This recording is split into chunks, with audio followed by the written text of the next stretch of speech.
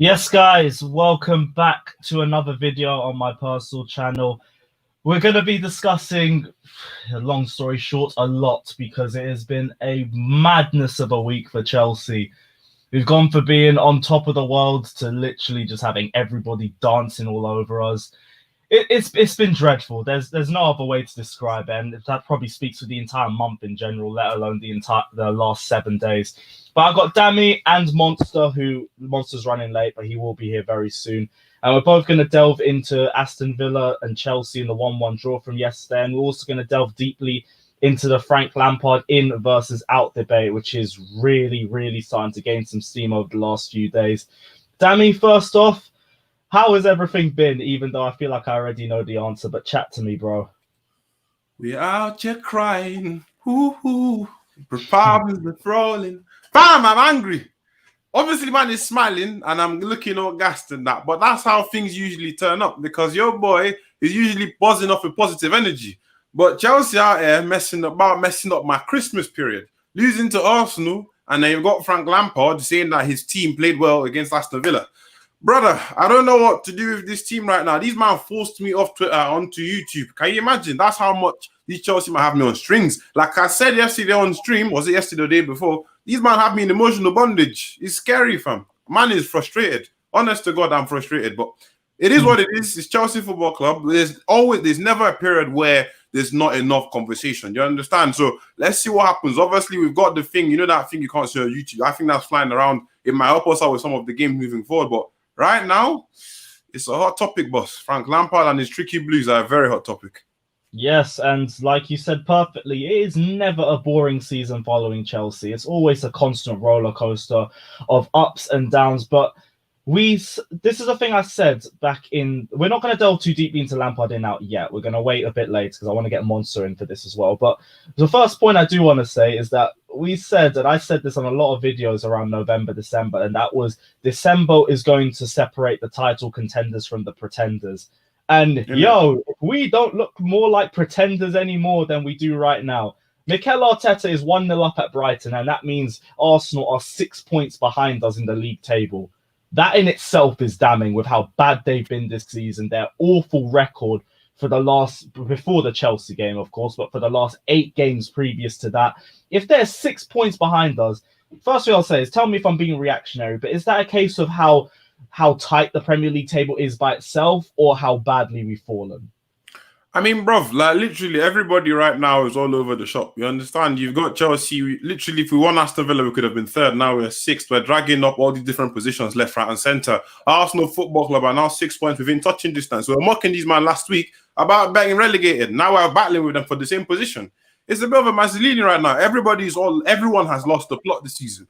But like I said yesterday on stream, I am not going to look at anyone else. I'm tunnel visioned on Chelsea Football Club right now. Do you understand? All the banter can come with all the other streams when I hop on with Lee Gunner and all these other man. I can do all the banter there. But when it comes to talking Chelsea on Chelsea, man is going to keep it tunnel vision. I'm not going to compare myself to all the other big boys of this world because I've got my standards. You understand? Arsenal standards and Chelsea standards are two different things. These men will be satisfied with a half-eaten sandwich. You understand? That's not what we do at Chelsea. So I'm not even going to look at any of these other men. So tunnel vision on Chelsea. I do understand that Rona and all that has made a massive impact on how football has been played all over the world, but man is focused on Chelsea. You get me? So that's how it is right now. Like, I don't understand these different elements, but yeah, you get me. Let me not repeat myself. All right, cool. We'll hold that for now because I want to wait till Monster comes before we really delve into Lampard in, Lampard out. Let's start with the Chelsea-Aston Villa game. I didn't really do my 4 things we learned video, but you lot really have to bear with me. I've been really under the weather the last few days. Looking at the lineup, first of all, there was a lot of rotations for the game, but there was also too many players that stayed from the Arsenal game, in my opinion. I was perfectly happy with the back 5. That all completely made sense to me. I weren't really too sure about Ben Chilwell starting 2 games in 2 days after being worried about his fitness, but he was potentially our best player on the pitch that day, so that didn't really worry us too much. My thing was more the midfield. We lost that midfield battle towards the end of the second half, and we had N'Golo Kante and Mason Mount playing, who played the majority of the game against Arsenal. Jorginho, I think, if I remember correctly, was subbed off in 45 minutes against Arsenal, so he was the freshest out of the pair. And he eventually got taken off for Kai Havertz as well, which is fine by me. But it's playing the 2 in midfield that had started the majority of the game 2 days before They were so lethargic in the second half, and fair play to them for trying, but they struggled to handle McGinn, they struggled to handle Louise, and I think that's where we lost the game. Bro, I don't see like the whole situation right now for me at Chelsea. Like even the midfield, I don't know. Like for starters, let's even like you said, let's start off with the team. When I saw the lineup, I was like, "Raw, what have I just seen?" But obviously, when you look at the situation at hand, you've got to account for the fact that okay, they just played the game 48 hours before. We're not trying to pull some injuries, but despite all those injuries, there are certain things that had me confused. I had certain man them on the TL saying that we've got Jorginho playing just so he can speak on the pitch. My guys, I mean, he was quite poor against Aston Villa, but his statistics kind of said otherwise. But that's why he used the eye test in it. But Jorginho aside, you'd expect to see likes of Billy Gilmore playing. You think that Mason Mount will get dropped because my guy has played so many games and it's quite clear that when Mason Mount doesn't have a lot of rest, he's not going to perform at the best of his abilities. So why he played again, I wasn't too sure. I mean, all these things in hindsight now don't really matter too much. For example, like Christian Pulisic, all of us were like, yo, man just came back from injury. Why don't we just play like a Kai Havertz who hasn't been playing too well? Like, obviously, Lampard rested Havertz for quite a bit of time. And you're like, yo, play Callum on the left wing, you play Havertz on the right wing. Let's see if Havertz is getting back into form, which he seems to be getting back into the string of things from what we saw against Aston Villa. But man, midfield, like that midfield yesterday, was it yesterday, day before? I can't remember anymore. But that midfield that we played against Aston Villa was just poor. Do you understand? It was simply poor. Simply put, it was poor. I was expecting so many different things. I think Jorginho's time right now, at the end of the day, I feel like we've all had the conversation about him, Lampard using him in a very bad way, in the sense that, okay, you don't expect someone like Jorginho to be running up and down. A lot of people tell me that, oh, he drops in into the CB position and makes like a third centre-back. Lampard should have more tactical nuance over him. Do you understand? He should be telling you not to do that. There are certain things that shouldn't be happening. But let me not waffle on about Jorginho too much. But overall, that midfield yesterday was like, we could have done with so much more. We could have used like Mateo Kovacic to pick up the ball and progress it. Like there were so many different things that were lacking in that midfield. Like I said, Mount, he had an okay game. At the end, it wasn't bad. I think it was quite good. But Kante, overall, Kante got moved into DM. He played a lot better. But like I said, I don't know who said it. I think someone said, no, I can't remember who it was, but the person basically said that N'Golo Kante up front, like playing as an RCM, it don't make no sense anymore, especially with how Lampard plays. Under Sarri, it made a lot more sense because of how strict everything was. But this free-form, flowing, attacking football, which is also known as cross and inshallah, you can't see his effectiveness. So for me, the midfield was one of the big issues we had yesterday, honestly. Yeah, midfield, I mean, fair play to Aston Villa. We'll give them credit because their midfield was just all over us, especially in that second half. But another issue that I saw was the game management. It was another one of those games where the substitution just came way too late and they just didn't have any other time to impact us. One thing I would have liked to see is, I beg we just try something else if we know it isn't working. I thought this would be a perfect game to try a different formation, like because we already know Christian Pulisic's injury record.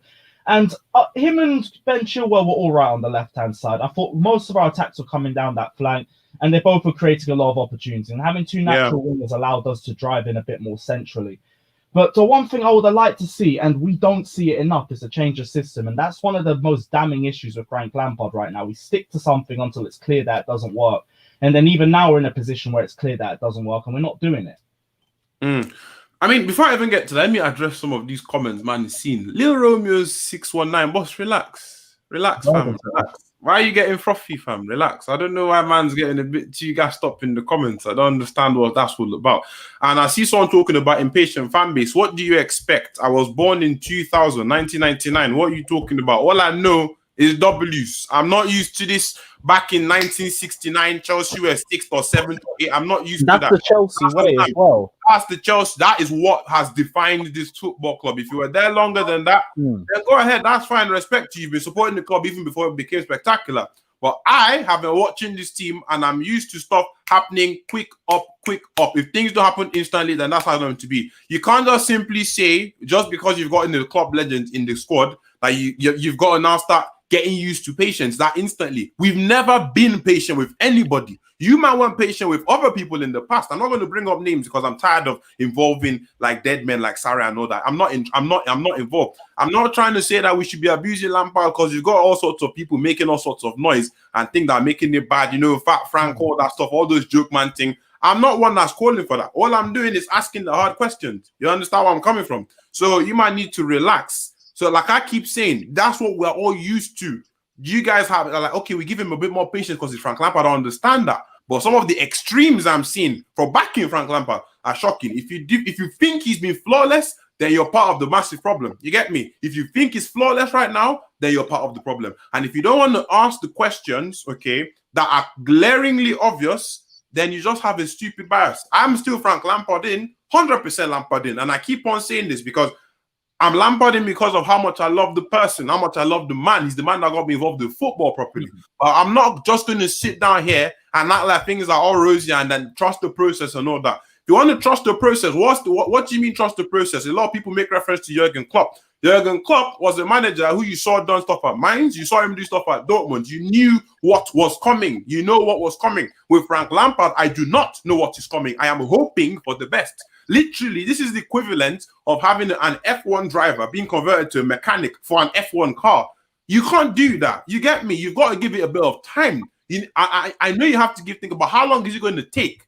Do you understand? You can't just keep telling me Lampard has like a 150 IQ and you've got to let things happen now. But like I keep saying, I understand people that love him and just want things to flow. But I'm asking the questions. You understand? I'm Lampard in, but I'm just asking the questions. You get me? But now, Lewis, what did you say? I just had to address some of those things in the comments.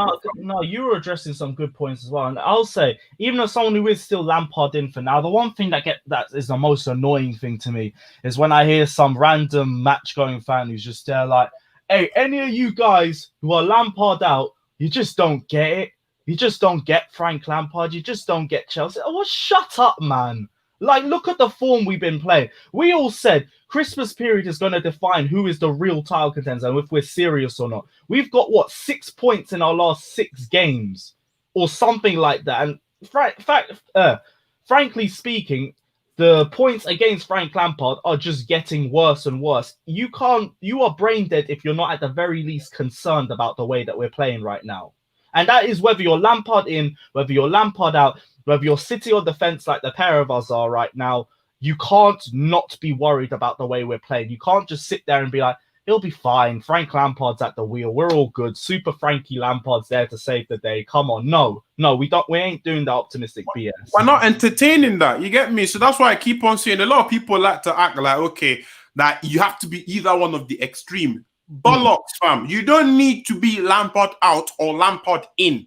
You understand? Man is Tyrese, DM me as well, bro. I saw that. I'll send you the link. DM me. So, like, you might need to understand that that's not how things run. You might need to deep it properly. I'm looking at things from all angles possible. I don't claim to have a UEFA B license or UEFA A license, but when you watch the football on the pitch, there are so many shocking signs. I know you people want him to have time. I want him to have time too. Imagine from fantastic Frank holding the Premier League title. All of us will be so bloody gassed. And one thing a lot of people don't understand is me being right or wrong does not matter in hindsight. If I'm right, it makes me look smarter, whatever. If I'm wrong, my football club still wins. So I can't lose. You understand? That's why I need to tell you, man. I'm not trying to prove a point or anything like that. But all I'm just trying to say is that you need to look at the different elements in this conversation. You can't just isolate stuff and not talk about them. So that's why when we keep talking about Frank Lampard, it's such a difficult topic.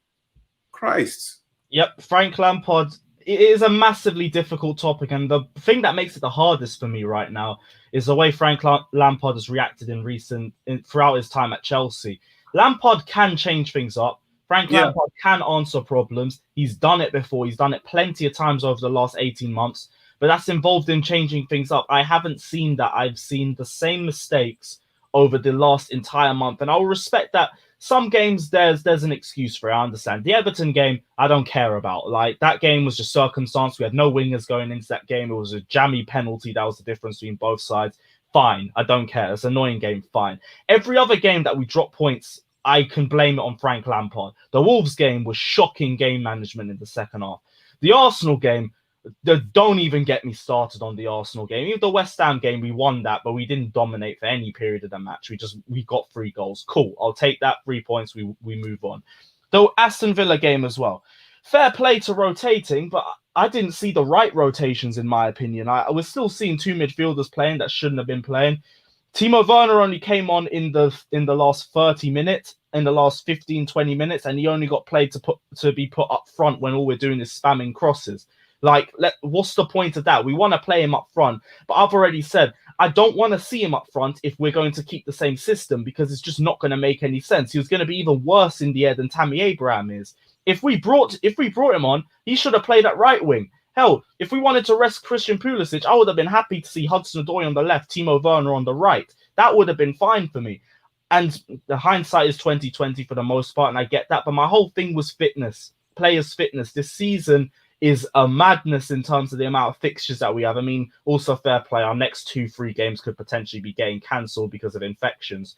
But the fact is we had to protect our players' fitness, and I don't think we did that. I also want to say this. We lost because of we are not blaming that equaliser on Andreas Christensen. Like, we can't use anything to justify or dictate how injured he was based off that 50-50 with Jack Grealish. Also, Azpilicueta could have marked El Ghazi. Kante could have dropped deeper as well. And I think Jorginho also took a bit of the blame of it as well. And also, if we're going to say for that goal as well, what happens if Andreas Christensen gets up? Because the ball gets played to the other side of the field straight after that. So I'm not dealing with another Christensen scapegoating. Man said, "These guys have a life away from Chelsea on YouTube." I can't be bothered. I will level with you. Nope. I can't be bothered. Nope. I can't be bothered. Especially in this year, in this situation. This is literally it. I come on, I do a video, and that's it. I can't be bothered. Man, I have a full time. I can't let me. I'm not even, whatever. Hey, yeah, anyway, this guy, he's at least got a job. Big up him. I'm still coming off uni. It's a madness right now. I've got a full-time job. I've got a girlfriend. I'm not even going to involve. I'm not going to talk about that. But I want to talk about something I saw earlier on in it. Like, a lot of people are talking about give Lampard time 2-3 years. I'm down. You get me? 2-3 years. Because he's my legend. You understand? He's our legend. That's what I want to see. I want Lampard to succeed. Why would I want Frank Lampard to fail? Do you understand? That does not make sense. If you want Frank Lampard to fail, mess out, get out. Do you understand? But I'm looking at things and being realistic. You understand? Let's be realistic. If Lampard does not get top 4 this season, that is a sackable offense. Sackable offense. He shouldn't be here if he doesn't make top 4. And that is me dropping my standards. You don't set a boundary in your first season and go below that boundary with more backing. That doesn't make sense. So that is where the issue is right now. At this point last season, we were so much better. You can go ahead and blame Rona. You understand? I understand that. But everybody is going down that same slump.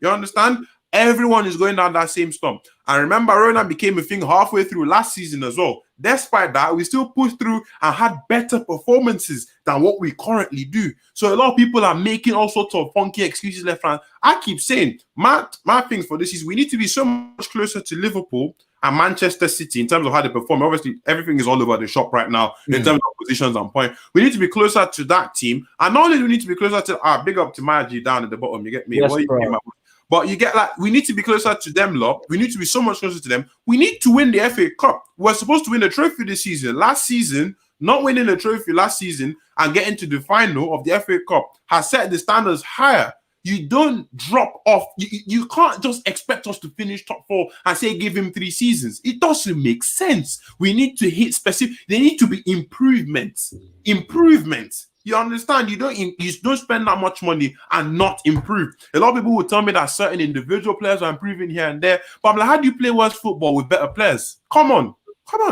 Don't make sense. It don't make sense. Doesn't, and you know what, this is the perfect time for it as well, seeing as we're just about to get into the Lampard debate. Monster, chat to me, because I know your opinion has definitely changed over the last few weeks, and this is the perfect time for it to be, I guess.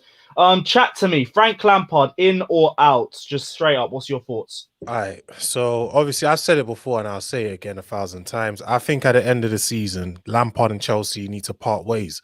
And the issue I have with the fan base is they're not being objective. They're being, because they only see Lampard as Lampard the legend. I'm not, a lot of people saying, because I said we should probably part ways with Lampard, a lot of people keep saying I'm disrespecting Lampard. That's not true. I'm not. What I'm saying does not take away from the legend Lampard is. When I said it, a lot of people. I had one fan tell me, "We need to give Lampard 7 years because he's a legend of the club." That's not how football works. The issue Was he one of them match-going ones? It probably was. I don't know. But the issue is people can't see because of their love for Lampard. I get it. Lampard is a Chelsea man. But being a Chelsea man does not give you the advantage. It doesn't give you an excuse to not be criticized like every other manager. We saw how, Chelsea, I was sick to my stomach with the way Chelsea fans dealt with Maurizio Sarri. It was it was so disgraceful. Do you know what I mean? I wasn't on. That was one of the reasons why I pause you there, bro. The same fans that pushed this man out when we were supposed to have a 3-year plan and are forcing you to have a 3-year plan. Are you mad? I understand Lampard. Brother, this is the thing.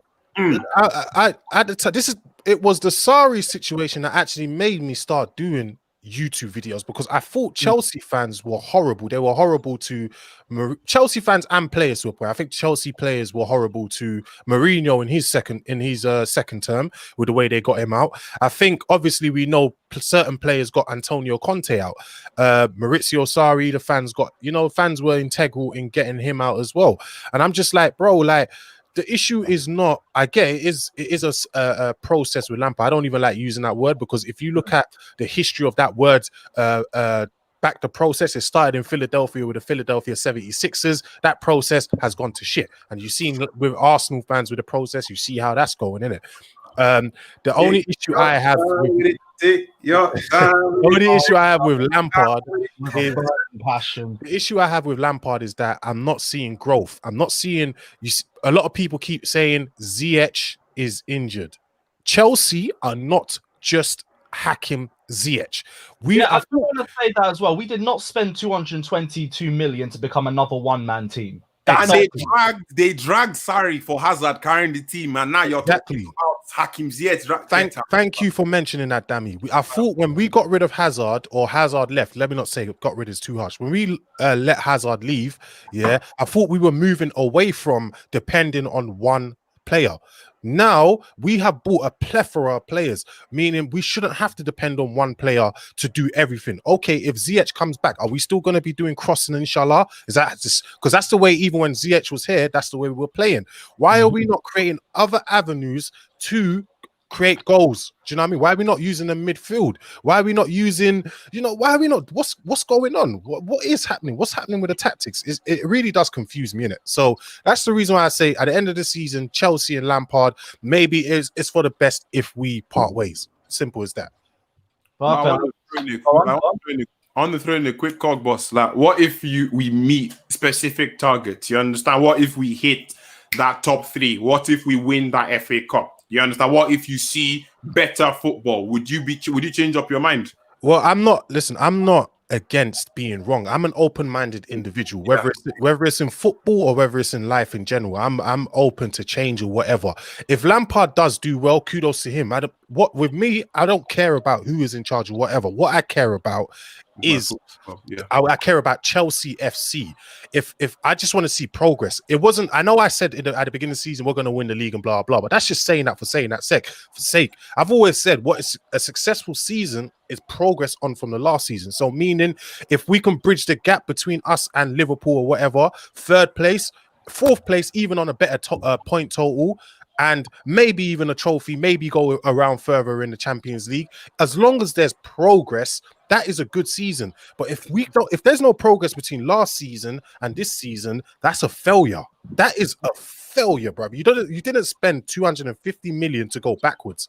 That's what it looks like right now. We're going backwards. Do you know what I mean? We are worse. We are actually worse off than we are. We're worse off than we were last season, and we spent 250 million pounds, and we have those same players. So explain it to me. Speaking facts. And another thing as well, like you said, we're 3 points worse off than we were last season. Also, I think with statistically speaking, our goals are mostly coming from set pieces, which is basically saying we're at our most dangerous if we get a ball onto Kurt Zuma's head, which is another damning statement in itself. But Tyrese, we haven't heard from you yet. What are your thoughts, bro? Bro, I've been Lampard out now I've been questioning our style of play for a little while, But you know what? I've been telling myself, maybe, maybe this is just our style of play, against certain teams. And then I just realized that after the Leeds game was a bit, I started to get concerned about our style of play of this crossing and Salah thing. And what I said is what is worrying me is that we're not transitioning from midfield. We're just relying on our fullbacks. I watched Mason Mount yesterday, got the ball, passed it out to the fullback. The fullback pushes down the way and crosses. I don't understand this.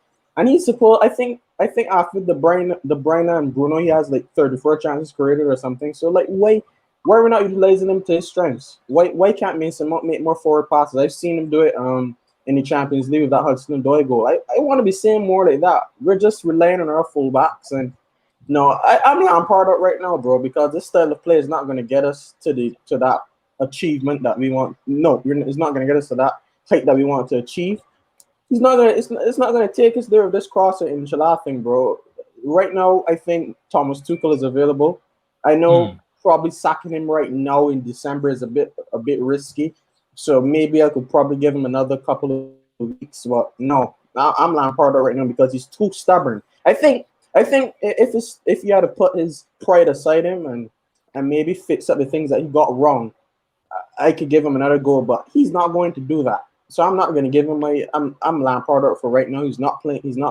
This style of play is not going to take us anywhere, bro.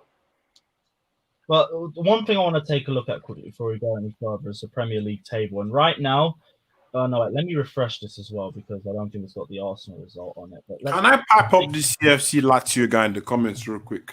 Yeah, go for it. See, I've been looking at your snarky little comments here. Let me chat to you very, very quickly. And I'll make it very, very swift and very, very short. Man talking about fans. Listen. Let me chat to him very, very quickly. Boss man, I don't know when you started supporting this football club. I started only 20 years ago because that's when I was born. You understand?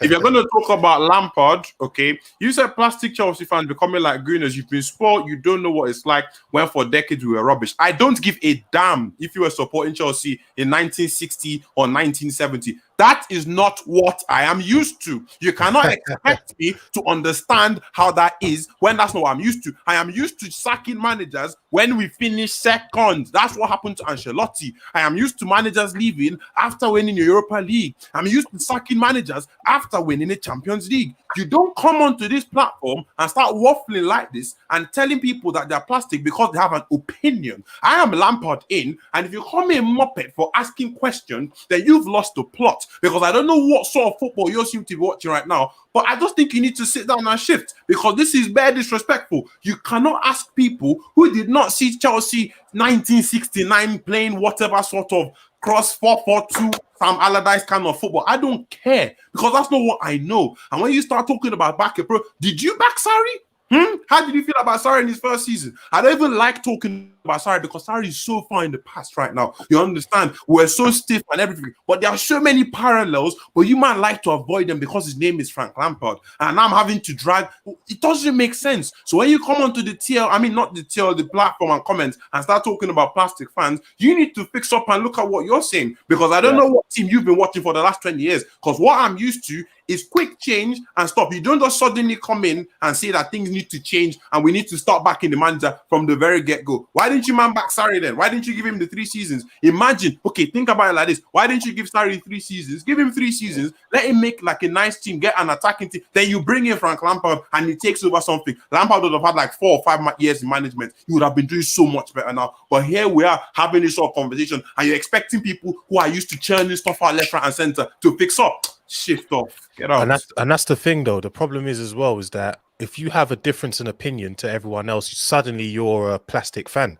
Yeah. Like for myself, I can't even remember. I remember the first game I saw was Gianluca Vialli was a manager. I fell in love with Chelsea, loving that shirt. The first game I attended was 2002, May 4th, Chelsea Arsenal. Me and my dad went all the way to Cardiff to watch Chelsea lose. I think it was 2-0 to Arsenal in the FA Cup final. Do you know what I mean? So a lot of us have been here, whether glory before Roman Abramovich. Not everyone, it's okay to have a different opinion to yours. That doesn't make someone a fake fan. Do you know what I mean? Sometimes you just have to be honest with yourself, and sometimes you have to see things clearly.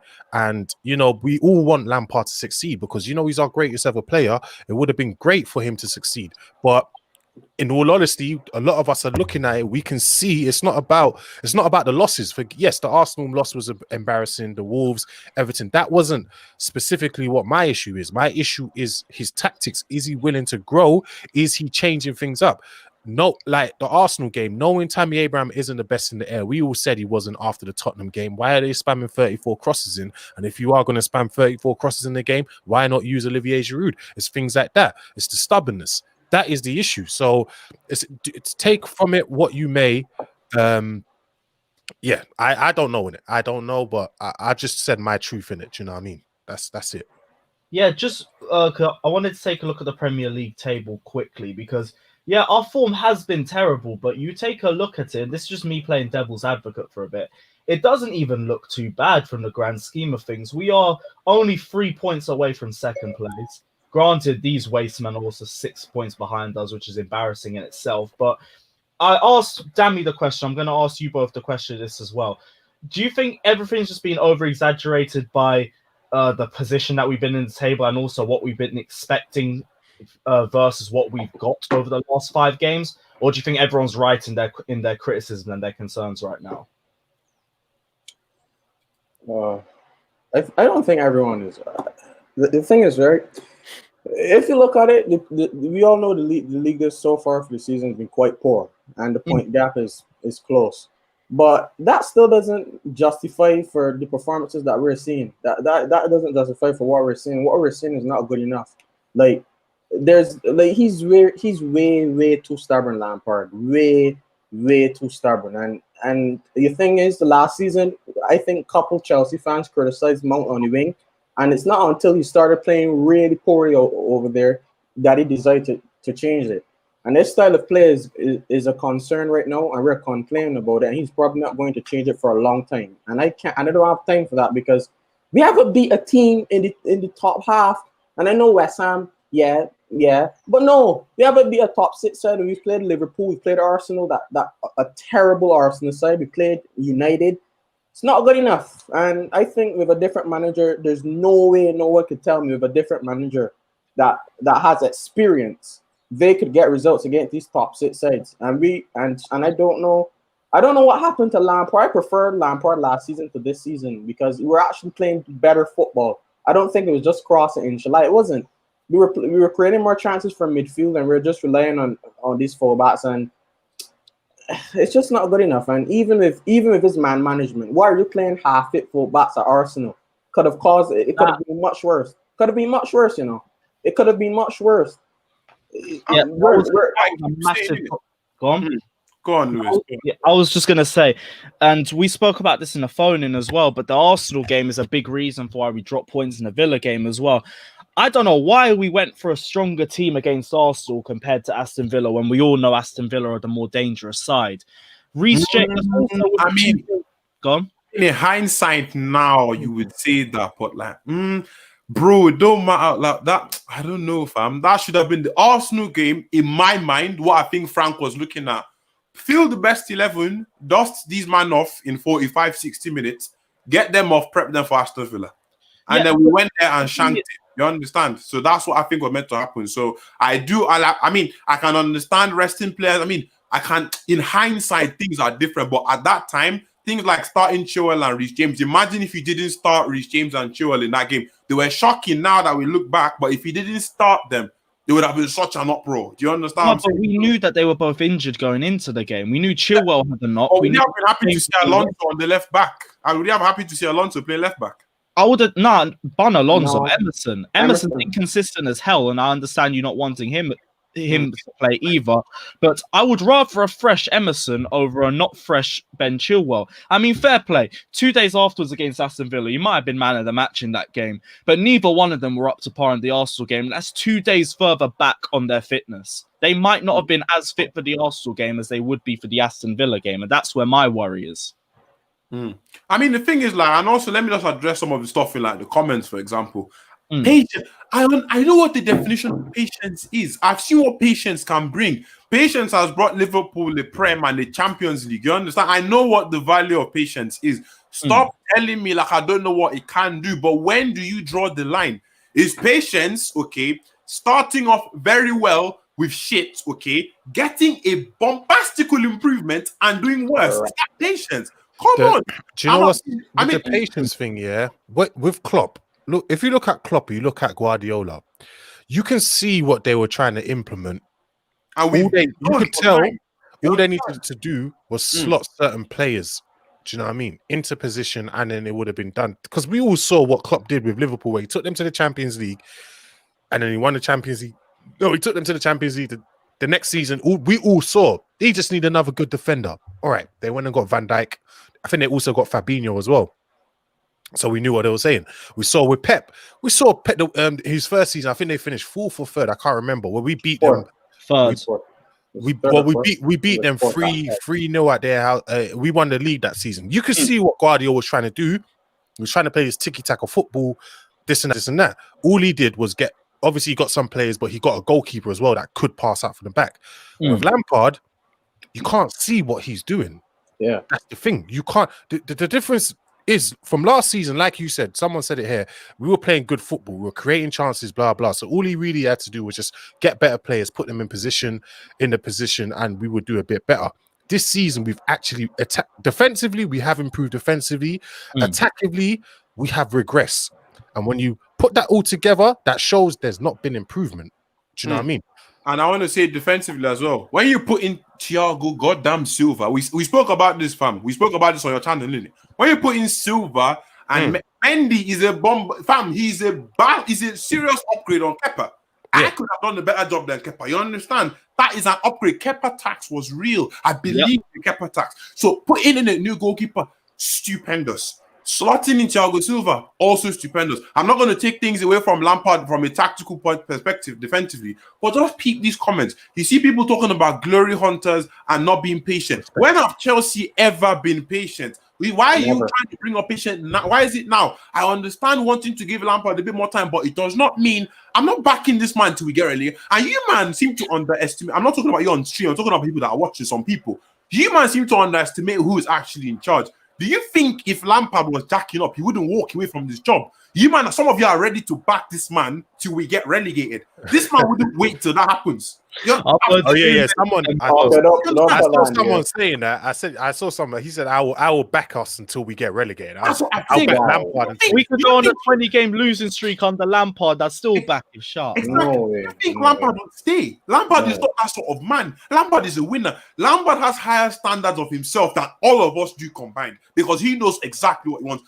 Lampard? I'm going to after this episode, I'm going to clip up his first press conference so people remember what he said because they seem to. He said separate the man from the player, and that's why I keep making that reference of a Formula One driver. You can have Lewis Hamilton, one of the greatest drivers of all time. Put him as an engineer. Let's see how he fixes up. How long is it going to take him to get used to fixing up the cars? We don't know. Stop comparing him to Klopp. Stop comparing him to Pep because we know what we're getting with Pep and Klopp. We know how long it's going to take. If Pep tells you it's going to take me 2-3 years, I know what's going to. Mourinho will tell you it's going to take me 2 seasons and you're going to get the title. You know what's going to happen because you've seen him do it so many times. He had a mentor.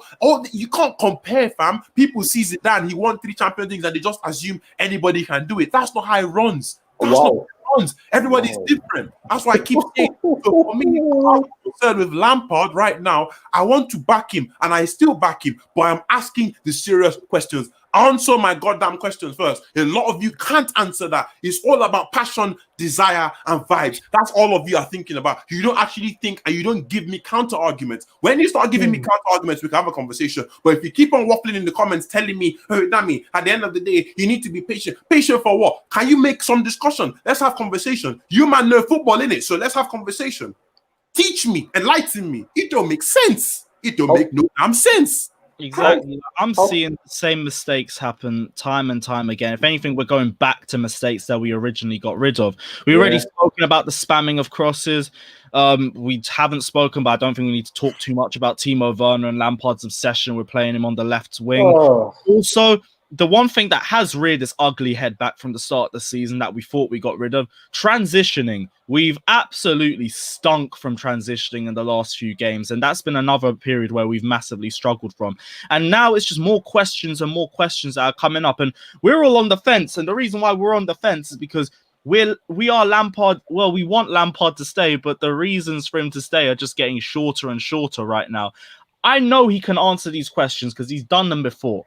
Just do it, because this is taking too long. And when you see the same bullshit mistakes happen time after time after time again, you start questioning the intelligence of the manager, or if it's just stubbornness, or it's like, what are you really trying to do? But Tyrese, you were going to say anything, so what are you saying? Bro, I knew that Lampard's tactics doesn't make sense when Xhaka and El Neni boss our midfield. How can Xhaka and El Neni How can Xhaka and El? Yeah, I just watched the Brighton game. How can Xhaka and El Neni boss a midfield with the best holding midfield in the world with Mason Mount in there and Kovacic? This doesn't make any sense to me. But that's not the first time though. That happened against Leeds. It happened against Leeds. It happened against Wolves. Everton. It happened against West Ham. It's been happening, bro. It didn't happen. It didn't start at Arsenal. It's been happening. Do you know what I mean? And also, I want to ask you, I mean, with regards to what you said about Lampard, after watching the Arsenal game again, his tactics definitely crossing into Kante, you know, ridiculous. At the end of the day, at the end of the day, I mean, the players also, they need to solve due to fixing up. I mean, but Moons, am I lying? Man was crossing into Kante. That's he was. That was Abraham who don't use his head. You understand? I mean, the players' mentality, once again, this is why I keep saying, both sides of the coin. I understand players' mentality right now. They should be doing so much more. I saw Chilwell laughing with Saka about his goal. Blood, if I was on the pitch, I'd slap him silly. Are you meant to? I don't promote violence, by the way, but I'd slap him silly. How dare you? After losing to Arsenal Football Club. If Lampard and Terry and Drogba lost to Arsenal, the next game, they're battering the opponent. And they rarely did that. But whenever they did lose to Arsenal, they'd go into the next game and absolutely smashing their opponents. You understand? So that's one of my issues. Obviously, you have to blame Lampard. You have to blame the players as well. But that's what I keep on saying. We need to look at all these different elements. Lampard brought in these players because they have fantastic mentality. Everybody's dragging Werner and Havertz because they don't have mentality. All these people were Lampard signings. A lot of people are going to tell you otherwise. But at the start of the season, they were preaching, oh, the Timo Werner, he's Lampard signing. Everybody was getting gassed. Everyone was getting frothy, getting excited just because they saw my guy chatting about winning the Champions League. And now the narrative has changed because he's missed quite a few chances. But before I even waffle on about that, I want to ask something. I want to ask you, or I want to ask the three of you on stream and everybody that's watching this live stream. What are your minimum requirements for Lampard this season? Where do you see us actually going? What do you want for you to be like, you know what? Let's get this sorted. You understand? What do I want to see from Lampard? Progress. Okay. So what do I want to see from Lampard towards the end of the season? By the end of the season, what do you want? Like what? Because for example, I'm Lampard in, but my Lampard in is blind. I'm like this. I'm Lampard in. Whatever happens, that's how I am. I'm not. It's not because I see progress in football or anything. I have confessed to my bias that it was because of Lampard, the player, that I am Lampard in. So I'm covering my eyes like that. So I'm asking you, man. So for example, you guys said you're Lampard out. Lewis, you're on the fence. Mr. You said you're Lampard out. You understand? You might say you're Lampard. So I'm trying to find out. People in the comments are Lampard in Lampard. What does it take? Okay. What is the minimum threshold for you this season? I'm trying to find out. Because for me, last year, I said it and I'll say it again. I don't give a damn about COVID. I don't give a rat's ass. At the end of the day, we need to be closer to the top three. We need to be way closer. We need to win a trophy because last season we're in the finals with Marcos Alonso bombing down the flanks. If you can get to a final with Alonso bombing down the flanks, I want to believe you can do much better with something else. You understand? And then I want us to maybe progress a bit more in the Champions League. But I need some improvement. So what are you man not saying? I would take a loss in the Champions. I would take a loss to Athletic. Obviously, I don't want that to happen. But I have to be realistic in saying it's Atletico Madrid, the ultimate low block of low blocks. Do you know what I mean? You saw how they beat Liverpool, who were the best team in the world at that point. You know, but they at a time where they lost to Atletico Madrid, they were still the best team in the world before obviously Bayern rose to prominence. So I understand if Chelsea lost to Atletico at this point. It's a bad draw anyway. But I want to see progress in the Premier League. I see a lot of people showing stats of Chelsea are third, creating chances and this and that and blah, blah. We were that last season, bro. We were that last season. So if for me, third place, or if we get fourth place, yeah, I want to see a better point total because you know That's what I'm looking for as well. fourth place last season we got, I think it was 66 points. Yeah, Yep. we did. Which is the worst fourth place in like the last 16 years or something crazy like that, innit? So which means that we were quite lucky to get fourth place last season, but I was still taking no matter what. It was a good finish by Frank Lampard. I don't take that away from him. So third place or fourth place, but better points than last season. Do you know what I mean? That is progress to me. I would take that. If we don't win a cup, it is what it is. I would love to win a cup because it will instill a winning mentality in these players. Do you know what I mean? That's why I wanted the Carabao Cup, because I feel like getting them used to winning something, it will help them in the long run, innit? But an FA Cup would be great. But if he doesn't win it, it's okay. But if he can get a better points total or a better finish, a better position, then that's progress, and that's a successful season to me, straight up. A successful season. Tyrese, you? Yeah, a successful season for me after spending 200 mil. Now, last season we didn't spend any money, and we somehow happened to finish in the FA Cup final. We didn't win it, but it was a good season to make top four with that mediocre squad. Why am I supposed to settle after spending 200 mil and we're improving, and to just win an FA Cup and make top four? That's not my requirement. I think getting far in the Champions League, you don't have to win it. Getting far in the Champions League is a bare minimum for me. Or challenging for the league is a bare minimum, because you can't spend 200 mil just to make top four and win some random cup. FA Cup can't cut it for me. It's a good trophy to win. Yes, it's a good trophy to start with. But after spending 200 mil to do the same thing we did last season isn't good enough. And I'm not going to justify that, because we spent no money and we still thrashed Man United 3-1 to make it to the FA Cup final. And we didn't perform that well. Because then again, Anthony Taylor and Pulisic injury didn't help us. But that was what we did last season with a less dense squad. And now we have a very good squad, and we're just gonna win an FA Cup and make top four. No, not good enough. I think bare minimum is to get somewhere in the Champions League. Yes, Atletico is a tough opponent, but show fight, because that's a really, really difficult opponent. I actually think this cross and Inshallah thing with Atletico, with Giroud in the box, could actually work with Atletico, because counter-attacking against a low block isn't the best thing to do. It never really works that well. So I think getting past Atletico is going to be difficult for sure, but finishing in the top four after spending 200 mil is not good enough. I think close to Liverpool, find a second place, and maybe a bit far in the Champions League. I'll give them another chance. But nah. The bare minimum is to do well, top two, and a trophy. Yeah. For me, one of the things I'd echo is the same thing with what Monster's saying. You said fourth place was a worst fourth place finish in Premier League history on 66 points. I wouldn't be surprised if it's even worse this season with how tight the Premier League schedule, with how tight the Premier League table is looking. So low key, and this is only depending on circumstances, I might not be too angry about maybe out of a top four finish, depending on circumstances. Depending. Points total is the big thing for me. Points total is a massive thing for me. If we get less than 66 points, out straight away. Yeah. Trophy, FA Cup, no. That has to happen in my opinion. I don't see us progressing too far in the Champions League. Big thing for me, though, is also the system as well. Like, things could improve over the next few months, but the January schedule, the fixtures that we have coming up in January is an absolute madness. So if things don't turn around by the end of January, the question might be answered for us. But for me, it's all depending on points. The only reason why I think that we actually could make it out of the top four is depending how tight this season is. But same way with the money that we spent, we shouldn't even be thinking too much about it. I'm only looking at it in terms of worst case scenario. But the biggest thing is that points tally, because I think that's the easiest way to define dominance in a season. That's why I've always said, even if this is another subject, but if you talk to me about the greatest teams of all time, people talk to me about how much they dominated, how much goals they scored, how dangerous they were going forward or something like that. That still doesn't define dominance. Dominance to me is a points tally, because that shows how dominant you were compared to the other teams in the league table that season. So I need to see points. I need to see an improvement on the points tally. I'm only saying I might be okay with top 4 depending on circumstance, because the season is so tight that might actually end up being the situation. But we don't want that to be the situation either. But I think points tally is the biggest thing to say anyway. Ryan, I saw your thing in the group chat, so I'm going to go straight to that now as well. One thing I do want to talk about as well, someone was saying this 17-game unbeaten run that we had just before the start of December. Now, looking back on that in hindsight, are we saying that is something to maybe fall back on and say that we need to give Frank Lampard time as a result?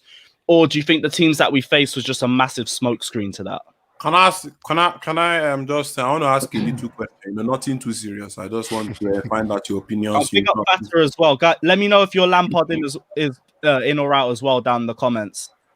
How many can somebody? I've been asking this question to a lot of people. Give me 5 games during that 17-match unbeaten streak where you were like, yes, this was a flawless performance, and I can see Lampard in full force. XYZ. You understand? That's why I keep asking people. We were watching that argument don't make sense. You understand? In the sense that if a team is winning, okay, are you really expecting me to be talking about the flaws? That's going to make me look like a negativity merchant. And if you think even despite that, I went on Lawrence's stream countless times. I even said it on your channel, Moonstar, was like, yo, there are some red flags here, yo, but we're ignoring them because we're winning and we're drawing. I'm serious. That's what I said, in it. And now they're coming to fruition. The positivity merchants they're silent. Watch Chelsea win the next game, and they're going to be like, you see all the pictures with Frank Lampard, XYZ, even if we shit house win. It's mad. Everybody was making an excuse that not all the teams always win. Like, the top team need to grind our results sometimes. You need to grind our results sometimes, not every time. Come on. Are you going to grind out every game of the season? Are you drunk? That's not how you get stuff done. Like I keep telling people, what separates the good, like you can have a fantastic squad, but what separates you from the better teams is the manager. That position, the managerial position, has been so disrespected over these so many years. A lot of teams just feel like they can put in an ex-player and stuff starts flying well. So when you start asking about what about our 17-match unbeaten run, go reanalyze all the games you're watching. Were we that convincing? Remember when Sheffield United were getting frothy? These men were boxing us too until the stuff happened in our favor. Nah, man, I'm not going to hear that. I'm not hearing that. One sec, let me get those fixtures up as well because I just got them here. Right, the 17-game run that started from the the Spurs defeat, if I remember correctly. Now, the Crystal Palace game, probably one of our most dominant results this season, but there was also 2 penalties in that, so we won't speak too much on it. The 3-3 draw, probably one of our best games going forward. But speak on it. Speak on it because I remember, I think it was the Crystal Palace game. I remember Frank LeBoeuf, Chelsea legend, if you want to call him that or not. But, to me, he is. Frank LeBoeuf said on ESPN FC, he wasn't impressed with that because in the first half, Chelsea were just passing the ball sideways. They couldn't penetrate, and like you said, we got 2 penalties, and it worked in our favor, innit? But it wasn't a good display by Chelsea. If you watch that game, and I remember a lot of Chelsea fans abusing him, and I think it was Frank Burley saying, "How can they say this and say that and blah blah?" But the matter of the fact was that game, it wasn't a good display. Do you know what I mean? We struggled in the first half. Somehow we managed to end up like the result didn't tell you how bad the performance was. Do you know what I mean? So the Southampton game I thought was one of our better games going forward. We had Timo Werner playing up front, and that was probably his best performance of the season. But we all know there was massive cap attacks involved in that one, so we ain't going to speak too much on the Southampton draw. But after that, we tried to move in a more pragmatic way in the next 2 games against Sevilla and Manchester United, and the results just speak for themselves. Krasnodar, that was the game where we first tried out the new 4-3-3 formation, and we spammed I think we got 3 goals in the last 15 minutes as a result of that. But again, another game where we struggled to create things, and the result didn't tell us. Yeah, it was mostly through Hakim Ziyech, wasn't it, for the first half? Yeah. I have a problem with this because, look, go back up a little bit. When you said prior to the Krasnodar games, we were playing the 4-2-3-1, and then I remember when we played Liverpool and we were beating 2-0. When I saw the lineup an hour before the game started, it was 4-2-2, some weird formation. I think it was another 4-3-3 for the Liverpool game. The Liverpool game, we didn't have no wingers. It was I think he played a front two of Werner and Havertz. And Havertz, Havertz ended up dropping into centre forward for that first half. It was a weird lineup. Yeah, that's the lineup. Yeah, I think it changed to that when we got the red card. But what I was saying is, it shows me prior to the season, I don't think Lampard had a clear formation that he wanted to implement with the team that he had. Because in the Krasnodar game, when we brought on the substitutions, we switched to the 4-3-3 and it worked to our favor. He switched to that because it turned out that it was better for the team. But that doesn't justify to say that Lampard was doing all of this based on his plan. That's not part of his plan, because if the 4-3 was his plan, he would have started that from day one, and he didn't. It was only till we did well against Krasnodar that he changed to the 4-3-3, which to me shows that if that he wasn't planning to use that in the first place, it's just that it worked out well that he's using it. And that's similar to Ole Gunnar Solskjaer, the freestyle football with the formation that works to the best of the team's capabilities. And to me, that just shows that in the summer when he got all those signings, he wasn't sure of what formation he's going to use. Nah, man. I think that's concerning. I mean, at the end of the day, like, it's not even. I'm not even going to say it's concerning, because, like, I think I keep reading this chat and I don't think they understand where we properly sit on this. You understand? With the chat, it feels like we're just criticizing, but all I'm saying is we keep asking. At the end of the day, I was expecting a lot of this to happen. Lampard is inexperienced.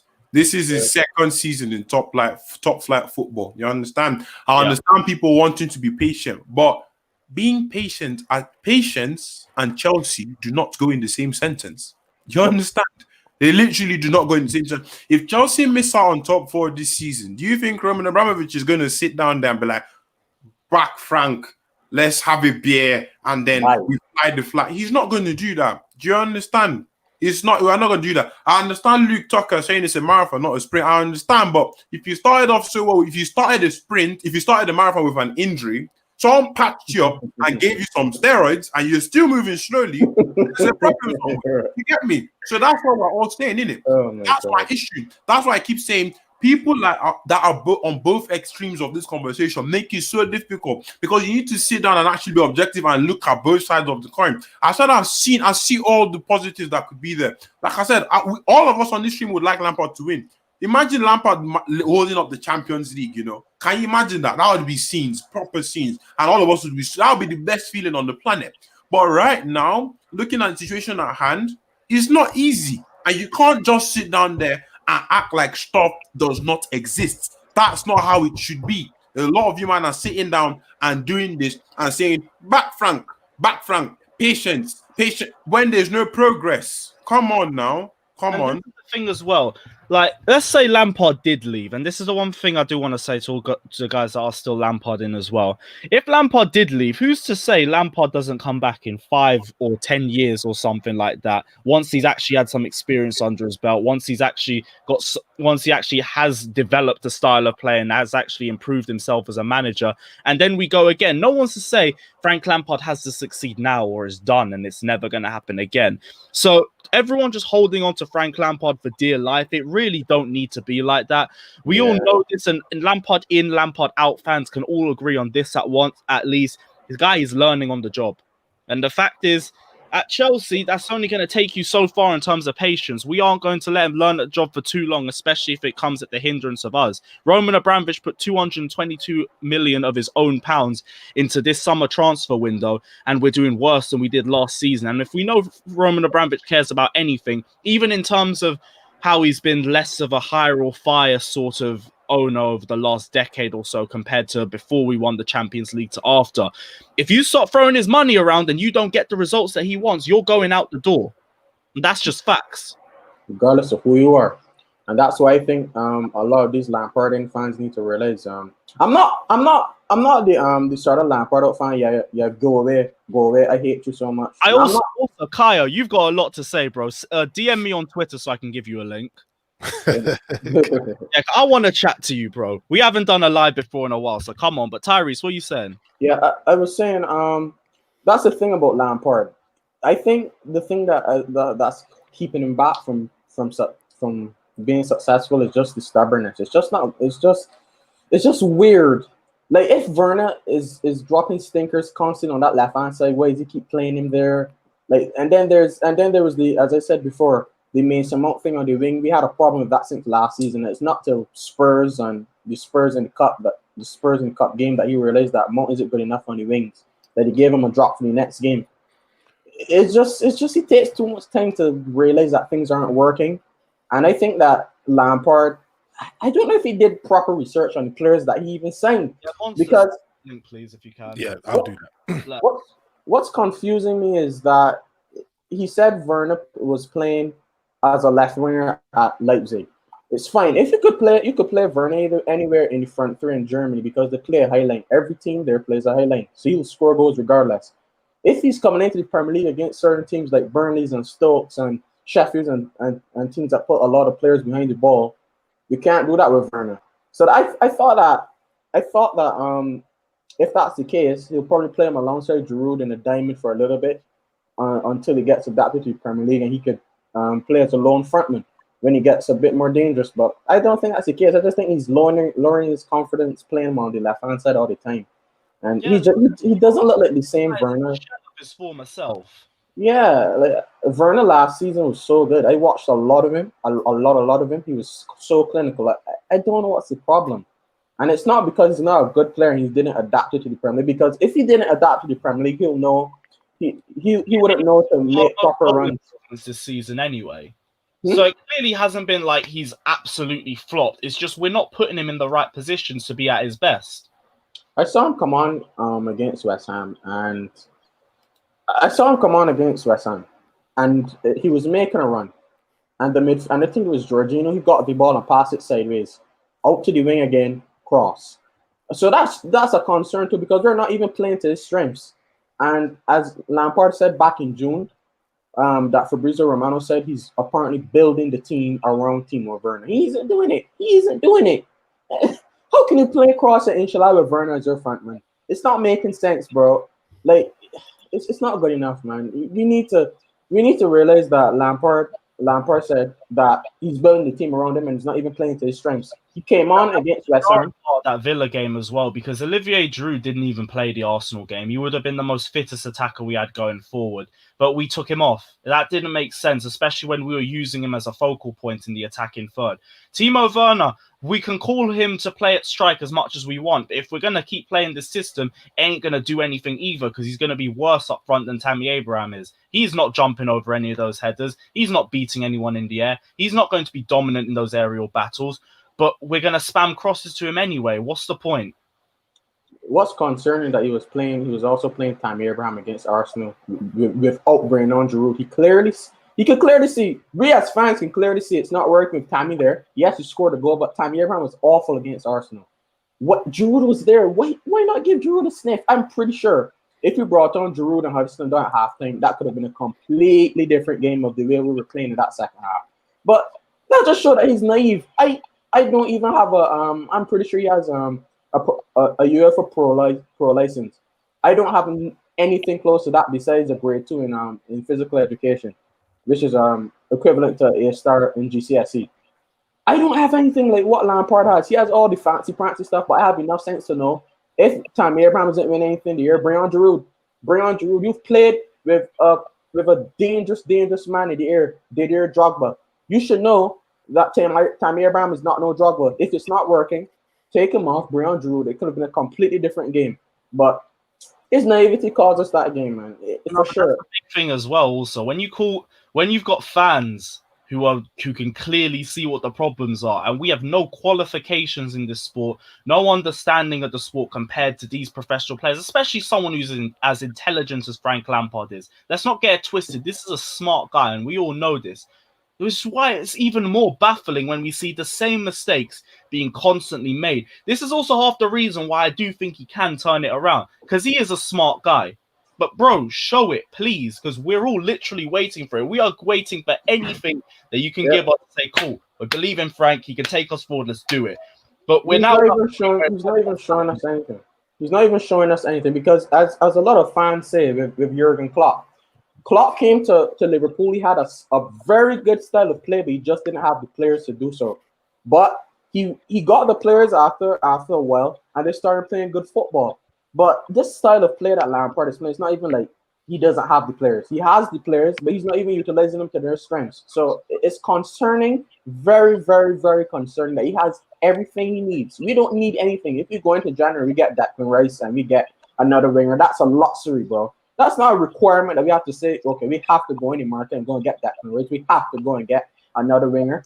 It's not really a requirement. It's just that Lampard got everything he needed in that transfer market, and he's not even meriting it right now because these are no excuses. If you spent that money, you get all the players you needed. We clearly could have seen from last season, Alonso wasn't good enough. We needed a left back. We clearly seen that we needed a creative midfielder because we weren't creating enough chances. We got Ziyech in there. We got Havertz, another generational talent. We got Werner. We knew that Tammy Abraham couldn't be the lone front Mr. carrier as far as for years to come. We knew we needed Werner. We knew we needed a center half. We got Thiago Silva and Milan Star. We knew that he wasn't ready yet. We loaned him back out. Very good recruitment this summer. Excellent. He got everything on a silver spoon. And he's not even, I don't know what's wrong with Lampard. He's a very strange manager in my eyes. And if he doesn't buckle up, and if he doesn't get away from the stubbornness, he has to go. Yeah, first off, welcome new guests, Ryan and Kaio. Kaio, I know you're about to spit some facts, so bro, just chat to me. Just floors you. I feel honored to be here, man. Hey, we should be doing more lives, bro. Honestly, I'm glad to have you. Yeah, you know, I just started my own channel not long ago, man. So we might. Anyway, man. Hey, I said this on the Football Terrace, the same thing. You know, this whole thing, learning on the job thing. I'm not down with that. You wouldn't go to a surgeon who will tell you I'm learning on the job, would you? Because he's gonna just destroy all your organs. It's the same thing with a manager. It's people act like we are just some like Derby and Chelsea are.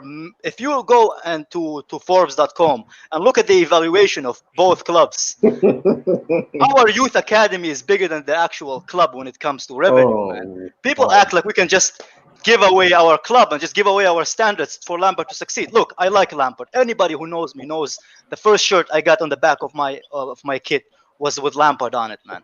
But the reality of the matter is, Chelsea as a football club is bigger than any man. And at the end of the day, we all want Chelsea to do good. Yeah. Lampard can learn his craft, improve, and then come back when he can do something, you know, when he is ready to manage this club. Because right now, I just feel like this job is too big for him and it's stressing him out. You could see the way he's angry, the way he's reacting. The Arsenal thing, I don't know if you guys seen the reports. Apparently, he was very, very angry with the team. Yep. And he's you know, like he's blaming the players. He's blaming that and as well because Werner and Kovacic were both coming off straight after half time. Yeah. Neither of them played the next game. Exactly. Am I the only one who's getting Mourinho's 15, 16 vibes? Man? My video as well. Yeah, I swear he got sacked. Like He said the exact same sentence. He said, "I can't ask more from my players." You remember that Southampton game? Yeah, I said that, fam. I heard that. And boss Gabriel, see, I don't know why I need to pipe man in the comments so often. Like, what underlying block your stats are you talking about? What stats? Hey, if you're talking about put the underlying stats in the comments. Wait. Actually, if you're using statistics, Lampard should be sacked. Can I read them the stats? Can I read them the stats? Because I just what's his win rate? He has something like a under 50% win rate. 46% right now. 46%. 1.7 average point on par with the mighty AVB. Playing more games, double the amount of games almost as AVB. Can you see that XGI? If people want to look at stats other than this XGI and all this fake stats. No, it's not even about. It's not even been about it being fake. That's even more embarrassing. Because on XG, you might listen. I like when people kind of bring up numbers and think that people don't understand these things. XG and XGA were performing so highly for that, and yet we're not compared and we're not conceded. What happened to all these players he signed based off passion? Do you man actually want? Who really wanted Chilwell? Apart from the fact that Lampard was like, yeah, he's got good mentality, and they also I want him. Good mentality as well. Do you get where I'm coming from? So Werner is the same thing. Why can't you just look at the players that you signed and you know what sort of mentalities you were dealing with? pipe them up and get them to do stuff. A lot of people tell me that we signed in new players and they're not performing. What happened to Dami from last season? Put him in. Put in Giroud. Why don't you put in certain man? We have such high XG, high XGA, and yet we're not converting. Based off our XGA alone, we should be first with some distance. So when you're talking about those statistics, it don't make no sense, boss. I believe you're trying to rattle me. If you're trying to rattle me with that statistic, you've rattled me. Congratulations, because that is a very pointless statistic to use. If anything, it makes us look worse. God. What about the fact that we spent 259 million and we are 6 points less than the same time at the same time a year ago with better players right now? That's what I keep on saying. You can't just ignore stats. You can't just ignore stats and say they don't matter. Stats do matter because they reflect a picture that your emotions blocks you from seeing. So you can't just give me stats don't matter. You have to look at the context. No, stats are the context. Your opinions are just subjective. And you don't like this. I just want to say, no, I don't think anyone here is saying sack Lampard right now. What I've said at the end of the season, let them part ways. Because I think respectfully, I will give him to the end of the season. Respectfully, you know, at the end of the day, you want to see what they do to the end of the season. You can't just sack him now. I don't know about Kai, but that's my sentiment. I think ask Roman, bro. Ask Roman. Kai doesn't know how to make decisions. I think you lot are looking at titles and things like that and just thinking, we're saying get him out now. No, it's I don't think getting him out now is going to do anything. I just think it's just maybe he has reached his ceiling right now, and maybe he doesn't have any other solution. He doesn't know what to do, and kind of it's expected because he's a young manager. Remember, he is only in his third season. And his first season was in the championship. Do you know what I mean? So maybe it is too much for a minute. What do you call it?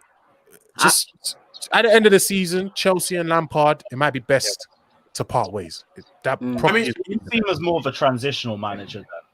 I think. Yeah. Hey, let Ryan speak. We haven't heard from him yet. Go on.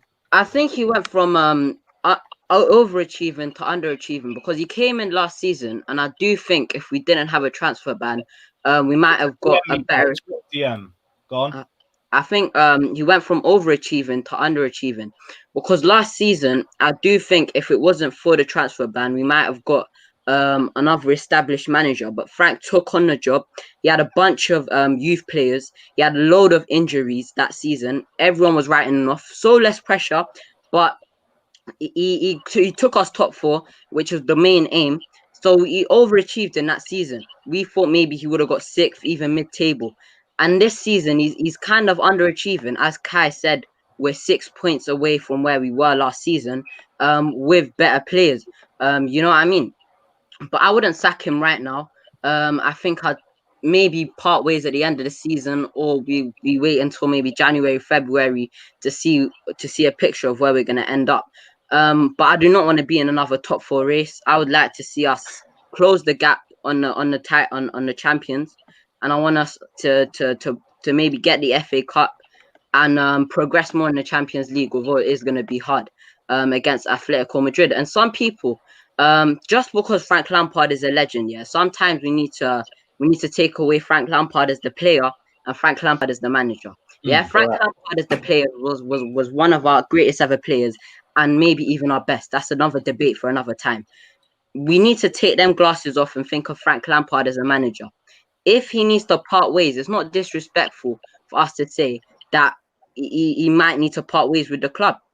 And I mean, just because he was a legend of this club, it doesn't mean that we have to succeed with him as a manager. Obviously, it would be nice because he was one of our greater players, but we can't hold on to that for him not leaving the club. You know what I mean? But I think we should give him maybe until the end of the season, or maybe even February, March. And if things go really south, we might need to part ways. But I don't think we do it now because as much as we're not having the best of seasons, a lot of teams are not doing that well, and we can turn it around. And Frank Lampard is a smart guy, so we might change up the way we're playing. You know what I mean? But yeah. All right. First off, Dami, thanks for jumping on, bro. I know you need to jump off, so it's cool anyway. Massively appreciated, bro. Everyone, check out his channel. I've left it on the pinned comments in the comment section below, so check him out. And please press the subscribe button, because as soon as he hits 1K, I can put his thing on the title as well, and it makes it a lot easier. So everyone, hit the subscribe button. And Dami, thanks for jumping on, bro. No worries. Before man dips off, I just need to sign. Let me sign off. You understand? Let man sign the dotted lines and then sell his life, because This chat is one of the most. See, all right, I've done quite a few live streams over the past few days because of how things have gone. But this is one of the most mixed chat. Let me chat to all of you as just straight up Chelsea fans here. At the end of the day, for stars, you're not like. At the end of the day, just your one singular thing is not the most relevant component. It's not relevant. At the end of the day, we're all fans here to talk about how we feel. You don't tell me how to feel about my football club. You understand? That's not how it runs. That's not how we do things at Chelsea. So some of you, man, talking about calling me plastics and shit in the chat, that's not my business. You understand? You can call me plastic all you want. At the end of the day, I support Chelsea Football Club. I go to games. I buy jerseys. I support this club. I love the club, okay? And all I'm asking is for people to see both sides of the coin. That's all we really need. We need to be able to look at Lampard, the manager, and look at what's going on right now. I am Lampard in, or I am a biased Lampard in the sense that all the facts stack up against me being Lampard. And this Lampard in, Lampard out right now, we don't really have to use one of the tags per se because they don't make too much sense. You understand? That's how I feel anyway. At the end of the day, I don't feel like we should be like either Lampard in or either Lampard out. Man is like this right now. This is how I am. I'm assessing the situation. I've seen what that's happening, but I'm backing Lampard blindly. If you want to back Lampard blindly, that is allowed. But one thing that you shouldn't be sitting on is ignoring all the stuff that isn't occurring properly. That's all it's got to say. All these other men in the live stream know what they're chatting about. They know what they're saying for football. But yeah, Lewis, thank you so much for having me on. I'll chat to the rest of you, man, later. Yeah, man is hopping off in a bit. Yeah, take care, bro. Take care, man. One thing I do want to say is we were going to try and be very objective of this and try and look at it from both sides of the table. But the further we've gone into this stream, it's just gone more and more Lampard out, which is that's nothing against anybody in the chat. Everyone is entitled to their own opinion, and that's perfectly calm. But that's just also damning in itself. Let me try and be a little bit optimistic because we said we need to be closer to the top three. We are closer than we were last season. I mean, that's also something we have to look into itself. I've actually got Chelsea Babalo as well, who wants to try and join in and add some objectivity into this. Bro, can you hear us? Yeah, I can hear you. Yeah, bro, talk to me. What are you thinking? No, I'm just I feel like, well, I know you could have your opinion on Lampard out, no doubt, but in a sense, this is not you shouldn't be extreme, basically. You know, you like what Dami said before he left. You could be in the gray area. You could be in the middle. There's no doubt you could criticize Lampard, and I don't like people saying we should make change Lampard the coach and Lampard the manager. Actually, Lampard himself said the same thing. He doesn't want to be, seen as a player here. He wants you to judge him by his management. At the end of the day, that's what we're going to judge him by. But we got to understand what's going on now. First off, this is a weird season on its own. This isn't like any season. We had no preseason. I know other teams did not have a preseason, but Chelsea right now is in a different situation in the sense that no other team signed as much players as we did. And we didn't go sign players in their prime. Understandably. We didn't sign players like Ronaldo. We signed guys that, up and coming. That guys that still have a little bit of growing pains to go through. I mean, Kai Havertz. Kai Havertz in Bayern Leverkusen was the best player on his team. Right now, he's in Chelsea, and you cannot say Kai Havertz is going to be the best player in Chelsea when you have other good players around him. So, and Timo, what I got from Timo Werner is not his positioning, like everyone says. You know what I mean? Like we all want to say positioning is problem of Timo Werner. I think Timo Werner's problem is just we are finding out now that he's a little bit limited in a sense. Like he's not complete. He scored 30 goals, but the way he scored his goals were really one-dimensional.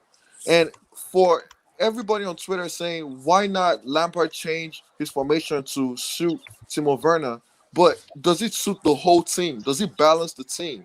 You know what I mean? Does it make the team 4-2-3-1 is nice when we're saying it right now, but the reason why we actually changed 4-2-3-1 was because when they play, every team that plays Chelsea now plays a low block system. They stay and they sit back and everything. If you play through the middle all the time, it's so easy to stop that 4-2-3-1. That's why we switched to a 4-3-3. Now on a 4-3-3 as well, because you just push everyone into the middle of the box and make us spam crosses. Yeah, but the thing is that I understand that, but and you won't. Like when I say the players have to step up in a sense that when they do that and they're in a low block and you have the ball, it takes a moment of brilliance. And I know the manager has to say something about tactics and everything, but you have to have. I mean, remember Tottenham versus Chelsea last season?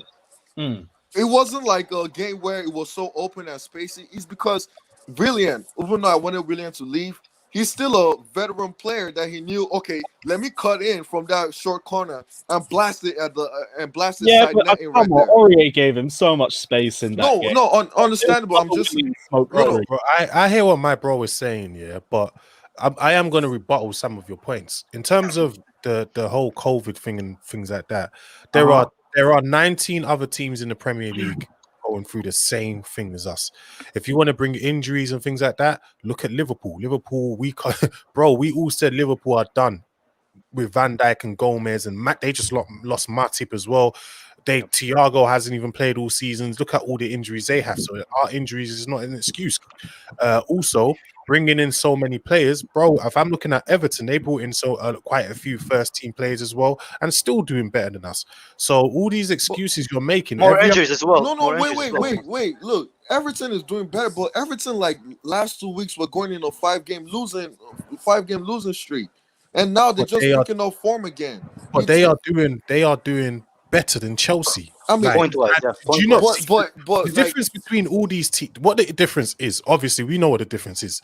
The difference between these teams and Chelsea is they have a more experienced managers. They have managers that have been through everything in the game, managers that are winners and won everything in it. And it's not a good enough. Sometimes you have to look at it as. Sometimes you just got to look at it as maybe our manager is not doing good enough. You are right. Our players are not doing good enough either. They're not doing good enough. Like, we didn't sign these players to be doing what they're doing right now. Because I don't necessarily blame Werner's form on just positioning, because he has been terrible in front of goal. Your positioning has nothing to do with you missing sitters. I'm going to be honest with that case, innit? But at the same time, if you bring in Werner, Havertz, you're saying positioning, blah blah. When you bring in these players, you have to play to their strength. Otherwise, what's the whole point of bringing them in? no, Do you know what I mean? because if there's a difference between that, is like, look, those players right now are not in their prime, so you can still mold them. You don't have to play to their strength right now, because they didn't come here as like they're in their prime and it's Ronaldo that we got to play Ronaldo now, isn't he? He's not in his prime, but he's No, getting there. but think about it. That's what I'm saying. Right now, we're saying that Timo Werner is really a limited striker, and he still has much more to go. Strikers are really, I mean, no striker is really, really world class at age 25, except you're talking about, the guys that are on top and that's been there for a while. But really, strikers, they get older, then they get into their prime. And I'm not giving excuses to Lampard. I said everyone has a right to criticize what you don't like, no doubt about that. But I'm saying, first off, this season is weird on its own. It's not, no team is doing fantastically good. Like, we could go on a run and we'll be second, and or the other team that's going on a run can lose 2 games and they like fifth.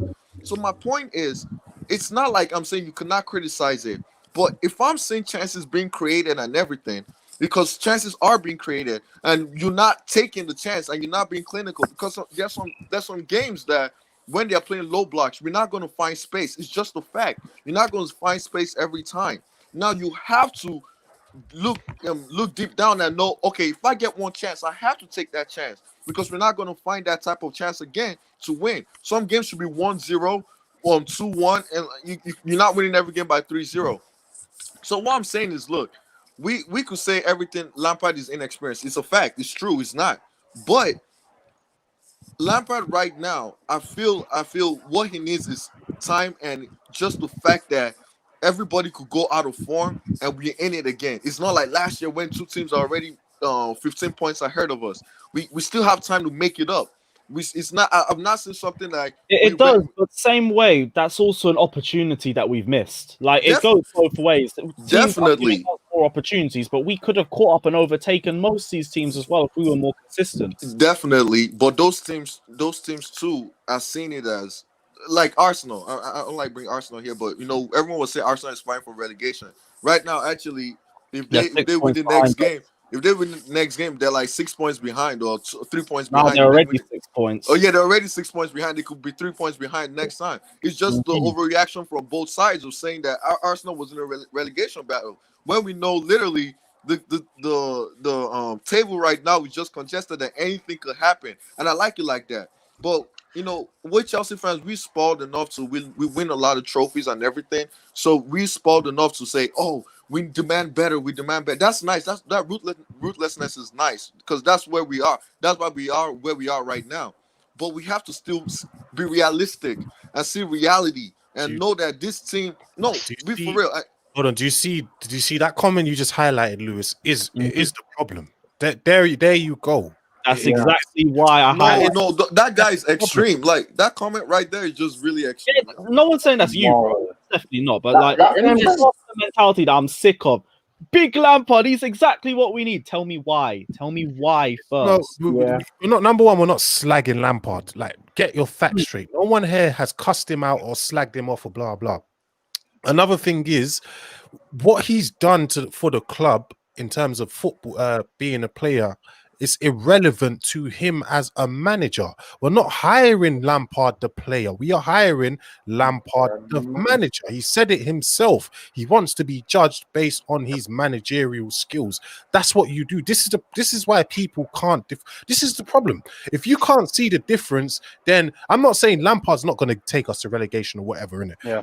But if he takes us to relegation, it's people like this that would die with him. Do you know what I mean? Because they can't see the difference in it. You have to separate the two, unfortunately.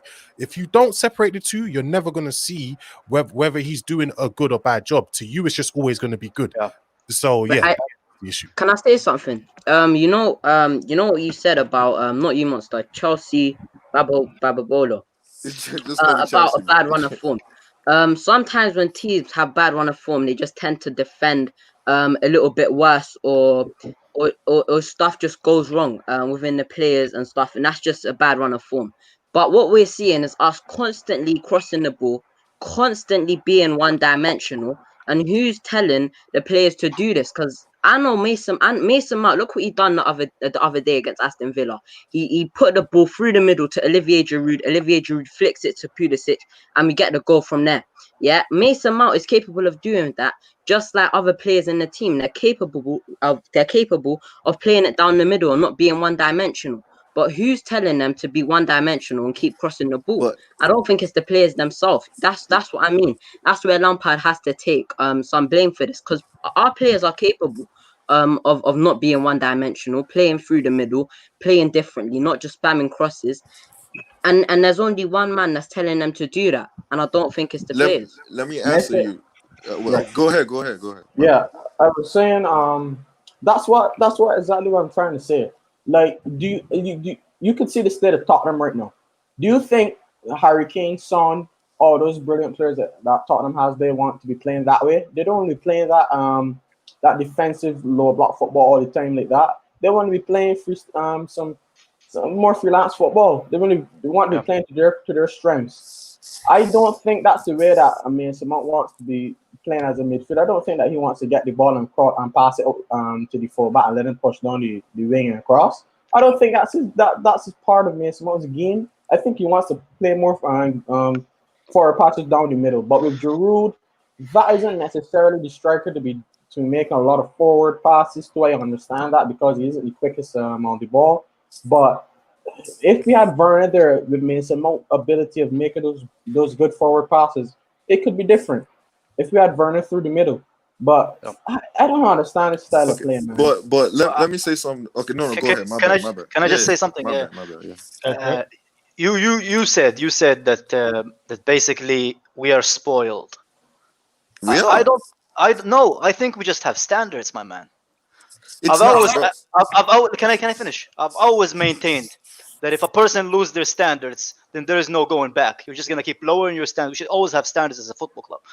I love Lampard, right? And I don't think that I'm not saying sack him now, but I am saying we need to split if you go like I will tell you one thing. Go to the Chelsea website right now, put the first team and look at what it says there. If you can find that it says Frank Lampard is a first team player, then that's it. I will keep my point. But the fact of the matter is it says first team coach. Okay? So we need to judge him as a coach.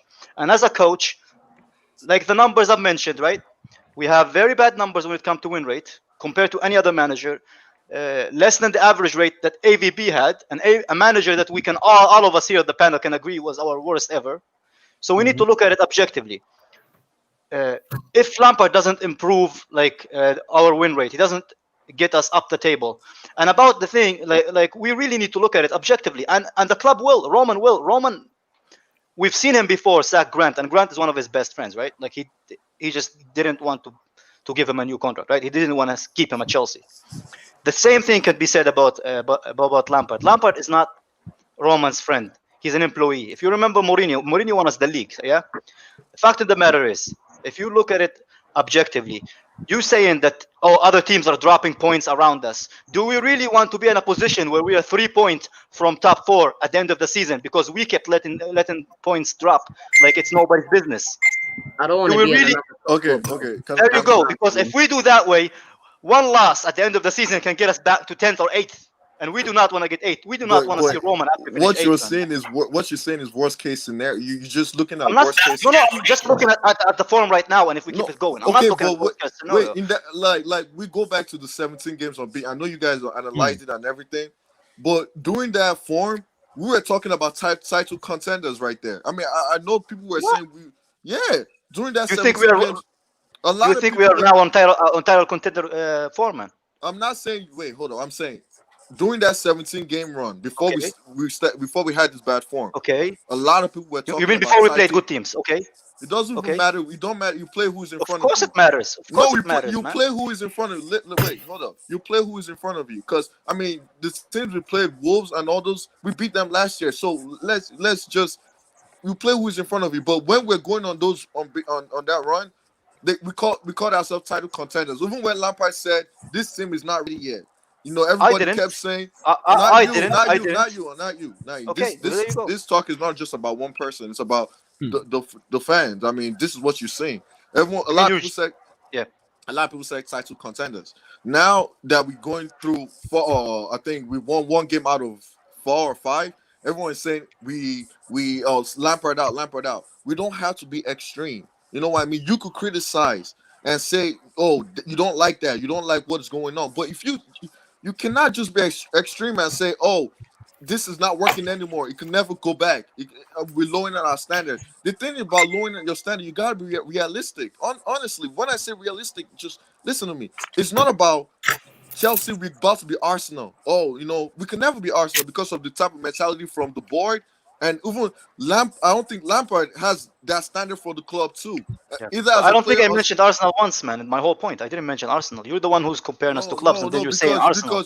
Because you're talking about standard, and standard of Arsenal. But you said we're spoiled because we don't want to be 8th in the table. No, wait, hold on. We're spoiled because I said we're spoiled because we get a lot of. We used to getting trophies and everything. We win trophies each year and whatnot. And this year we're not title contenders like that. We spoiled in the sense that because we beat teams like this, but we got to understand the position we are in right now.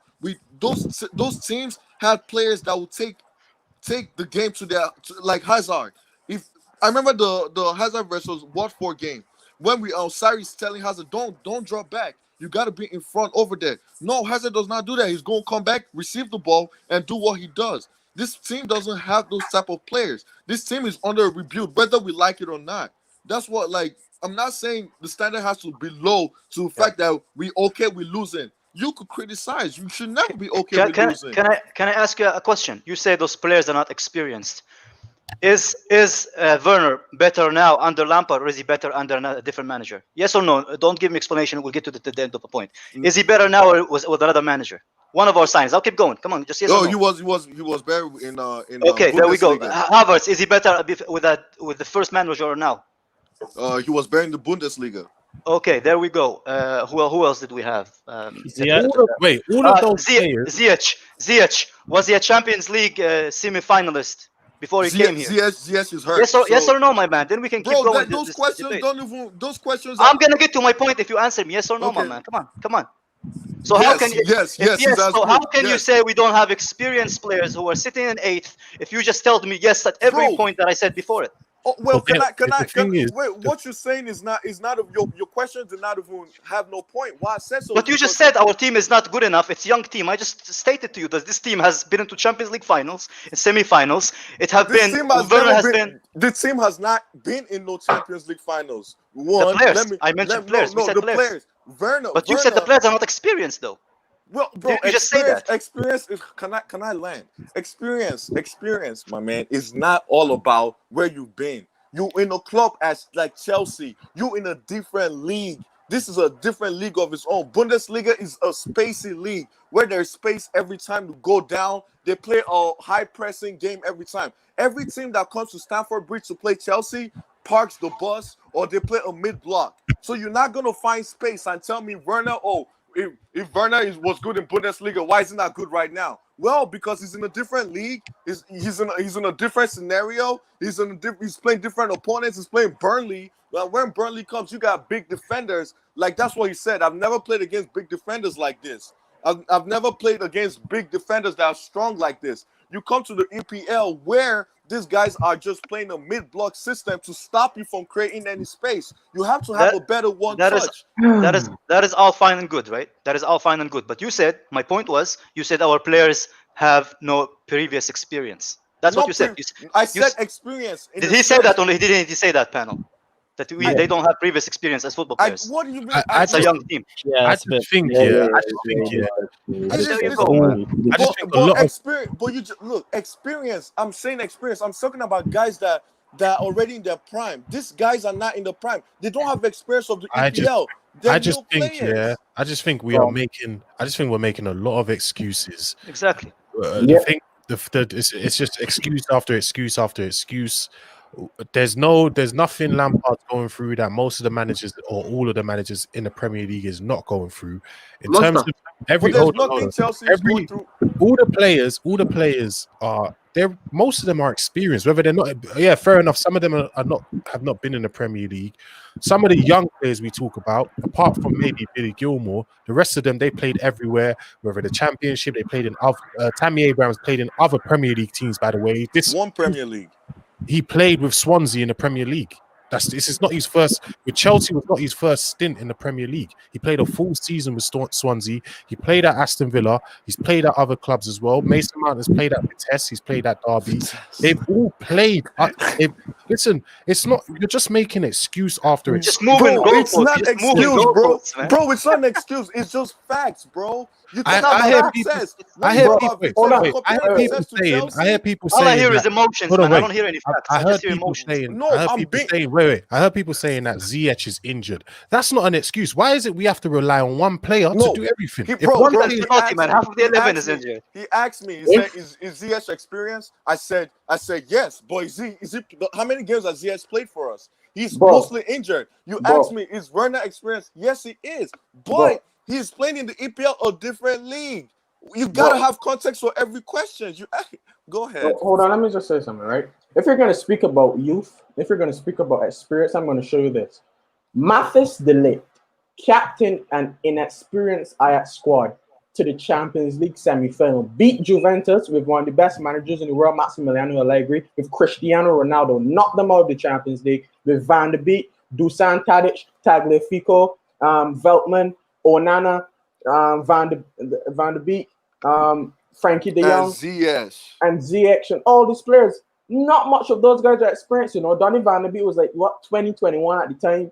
That was an inexperienced Ajax squad, and they made it to the Champions League semi-final. Yes, they lost to Tottenham, a better team with a different manager. But you want to know why they? Do you want to know why they got to the Champions League semi-final in the first place? It's not because the team was full of good talent, and that's it. They were properly managed. Do you think Frank Lampard, that Ajax squad, would have carried them to the Champions League? Bro, okay. Can I ask you a question? I don't think so. Oh no, not about the Ajax one. I mean, Yeah. you talk about Ajax. The Champions League is a knockout game where anything can happen. And they had Tadic. Tadic, you forgot about Tadic. Is a guy that is bringing and Ziyech. Those guys are 28. Tadic is like 28. we kind of thinking like Ajax. Ajax was a team that was free flowing, and that's knockout football. I'm talking about the Premier League. Really, why we having these conversations right now is about what's going on Why the can't we be free EPL. flowing? But bro, I understand that. But listen, you're talking about lack of experience. Juma was here for a while, you know.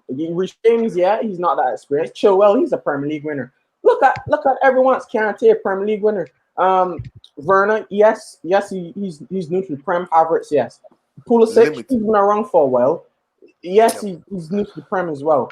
But bro, we have experienced players in there. We do have experienced players in there. We do. But why are we? Go ahead. I'm sorry. I'm pretty sure. Go ahead. Go ahead. If Lampard, because I'm saying give him to the end of the season. If at the end of the season Lampard doesn't even get, let's say doesn't get in the top 4 or doesn't even do better than he did previously, or let me just say doesn't get in the top 4, do you think he needs to stay? Do you think he needs to stay? No. He'll get sacked before we say the word. Let me answer that. So now, okay, let's say Lampard doesn't get to the top 4 and he gets to the semifinals of the Champions League and wins the FA Cup. What do you think about that? The trophy. We play Europa either way. It doesn't matter. So no. Yeah, we play Europa either way. Exactly. If you don't win the champion, if you don't win the Antonio Premier Conte League, got the FA Cup. if you don't get top 4, So basically, you guys just want to focus on the Premier League, right? That's what we're focusing on. That's it, right? Okay. Because we have standards.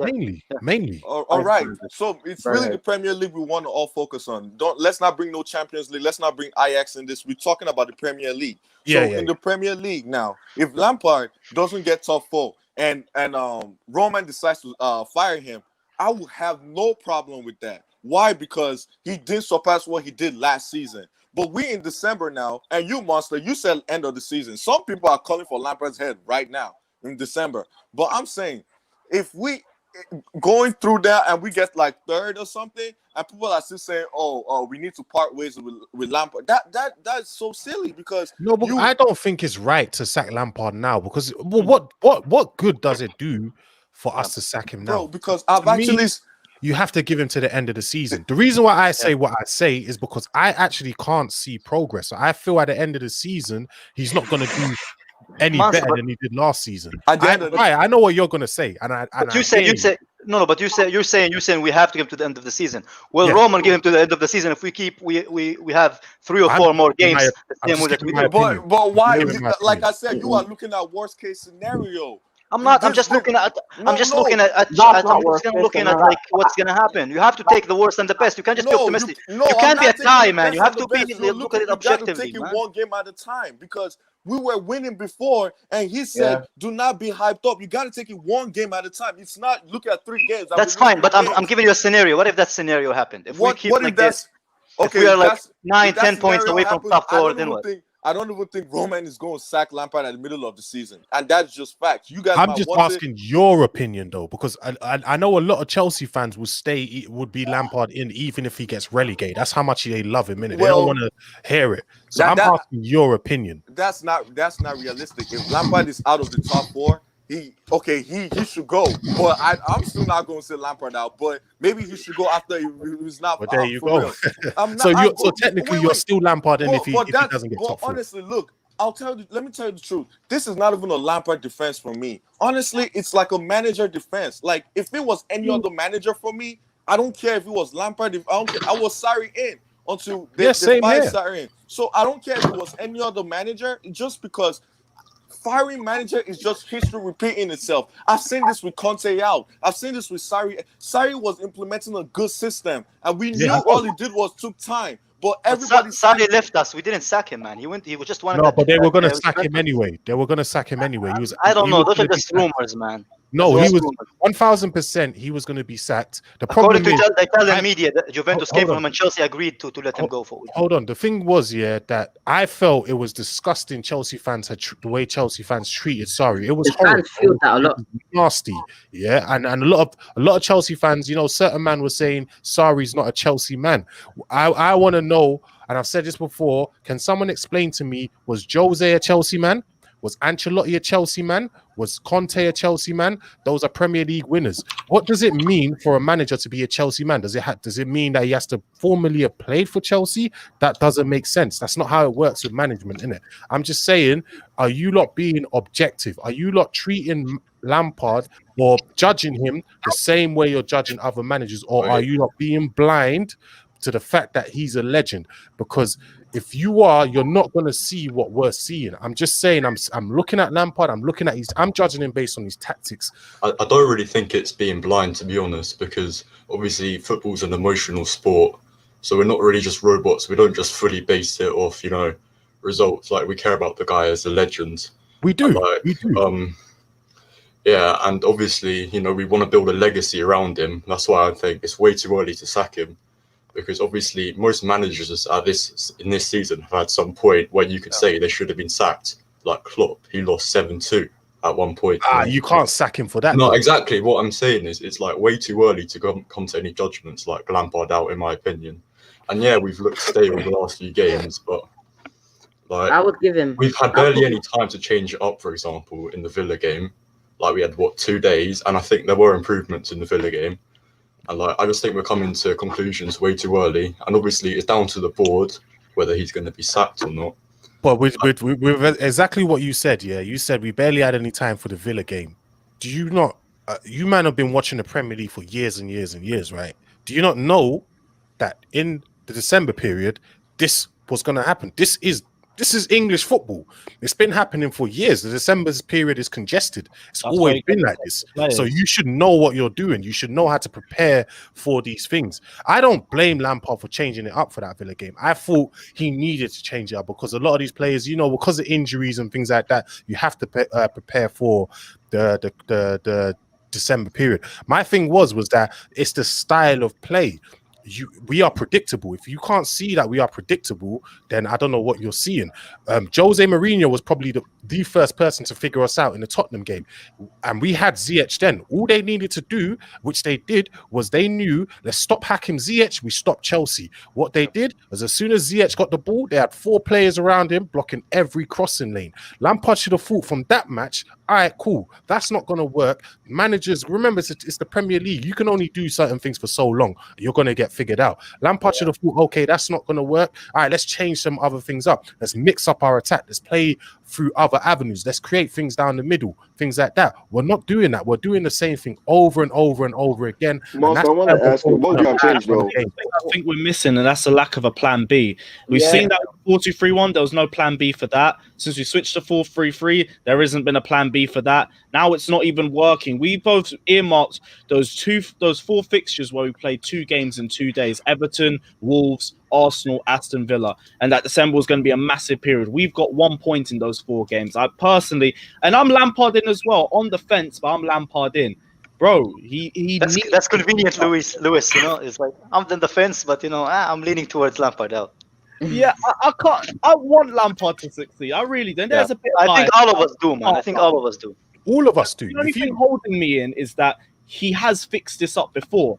It's just, why are you stopping now? That's the only thing that's holding me back. But yeah, do you know what my thing is, Lewis? Yeah, my thing is last season, all these things, I was seeing them. Like I was seeing what Lampard was trying to do last season. If you remember, last season we weren't really playing that much crossing each other. We were doing so much other things. We were creating different chances. All of a sudden, he's regressed and he's gone to one way. And I'm like, bro, you've got the same players you did last season, and you've added even better players. You know what I mean? He hasn't really got rid of that many players. So why is it that you can't play the kind of a similar way you played last season with better players you have now? It doesn't make sense. Like, that's what confuses me. That's why I'm saying he hasn't improved. He's actually regressed. Our defense has improved, but our attack has gone backwards. And our counterattacks, Monster. If you look at our counterattacks, we can counterattack to save our lives. We don't have. It's like we have no positioning when we counterattack. You guys are all Chelsea fans and have been Chelsea fans for years. One thing Chelsea have been down the years is we have been an amazing counter-attacking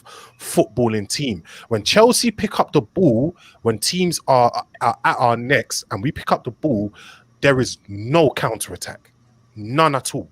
And that is also a problem. There's just so many ways we should be scoring. I'll see Werner making runs. Fair enough, we do blame Werner because he's not scoring and his positioning has nothing to do with him missing chances. But I would see Werner making runs and I won't see no one putting that ball in to pick him out. All I'll be seeing is sideways. Let's get the ball to the wing. Sometimes we'll double up, triple up on the wing and then cross the ball in. Why are we doing that? You know what? As well. Can I add to that point? Oh, he's Can I had add to that point, Lewis? Yeah. Sorry, man. Just like you remember whenever we were on a string of losses under Conte, and he said that he sat all the players in the locker room, and he said, "Look, how do you want to play? How can I get the best out of you?" Remember when he said that? And what he did is he tried to fit a system that is tailored around our players. Lampard is not doing that. He need to do that. He need to look at our results and be like, "Hey, guys, look, how can I get the best out of you? How do you want to play? You know what I mean?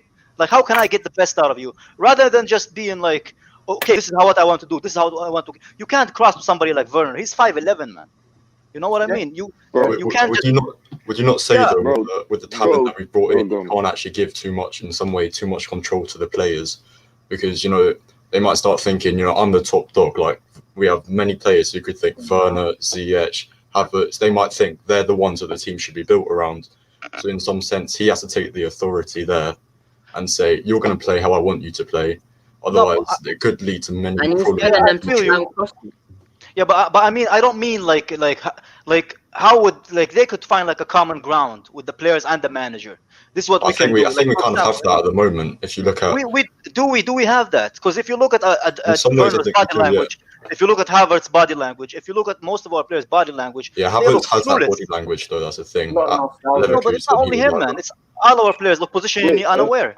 Can any of you argue that our players look positionally aware whenever they play football, like on the counter attack with the ball? Then you said Conte. Yeah. I mean, either way, Conte was going to play 3 at the back, even if those players did not like it or not. After that Arsenal game, he was changing to 3 at the back, and nothing was going to change that. But did he get the best out of them though? But he did, because that system was new to. It's not even really the best out of them. That system was new to England, so no one has seen that. No one knew how to stop that system. Really, that's why the second season they figured it out. Then everybody. Now you're moving post, man. Now you're just moving. Now you're just making assumptions, man. My G, it's not that they figured us out. The play also, you got to consider as well, the players Conte wanted. He wanted Van Dijk. He wanted who else? He wanted my man, Alexandro. He wanted Lukaku. The players he actually wanted was not given. He was actually forced to take the players he didn't want. Lampard's been backed. Look at history. Look how it goes. Look how it goes and everything. He got these players in Inter Milan right now, and look at what Inter Milan did. The point is, I'm not saying he's a bad manager. He's a rigid manager. He's the same way Lampard. He won us the Premier League, though. You cannot disrespect him that way. Inter Milan. That Premier League has context to it. Inter Milan is not. Wait, bro, switch off your camera as well, because it might make the audio a bit better too. Inter Milan is not Chelsea. We are bigger than Inter Milan. Do you know what I mean? And he did all right for Inter Milan. He challenged Juve. He challenged them, and he went to the Europa League final. And he took Inter back into the Champions League. Obviously, they've gone out again. Inter Milan. I know Inter Milan is not bigger than Chelsea or whatnot, but like I said, on our level. That's the entitlement we Chelsea fans, and I love that entitlement. That's that ruthlessness we have. We're bigger than clubs and whatnot. But you have to understand something in a sense. Look realistically, we are not where we are when we were bigger than those teams. I mean, when we're challenging in the semifinals all the time, we are a different type of club. Right now, it's a mix of players that are youth players and new players. And this is just facts. I'm not trying to make an excuse for Lampard, but us just saying we are a bigger club. We should be beating those clubs. Okay, by name we are a bigger club. By value we are a bigger club. But let's put the teams right there.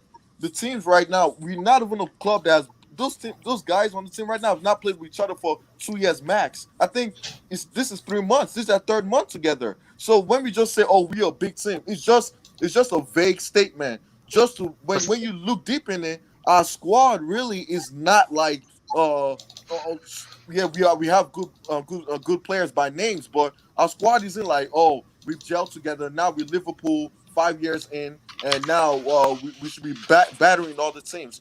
I understand. But we're not even with Everton. We're not even on Everton levels right now, man.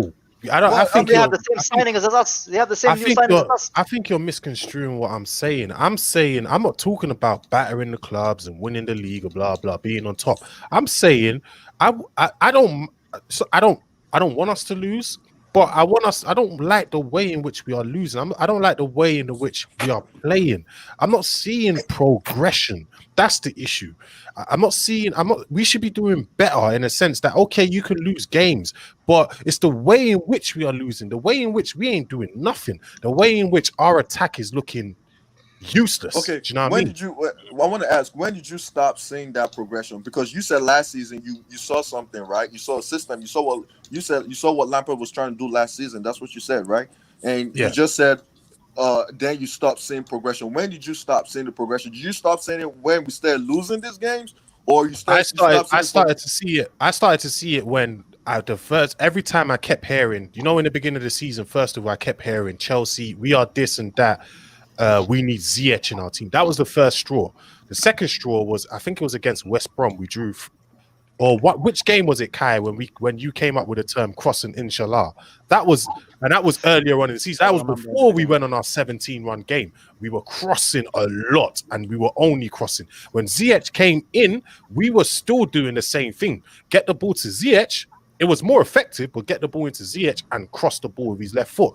So we've been doing this. Bro, do you know what I mean? You look at the numbers from last season, we crossed a lot too last season. It's just we created chances other ways. Which is true, but understand something, like those other teams too, they go to the video room and look at ways to stop Chelsea.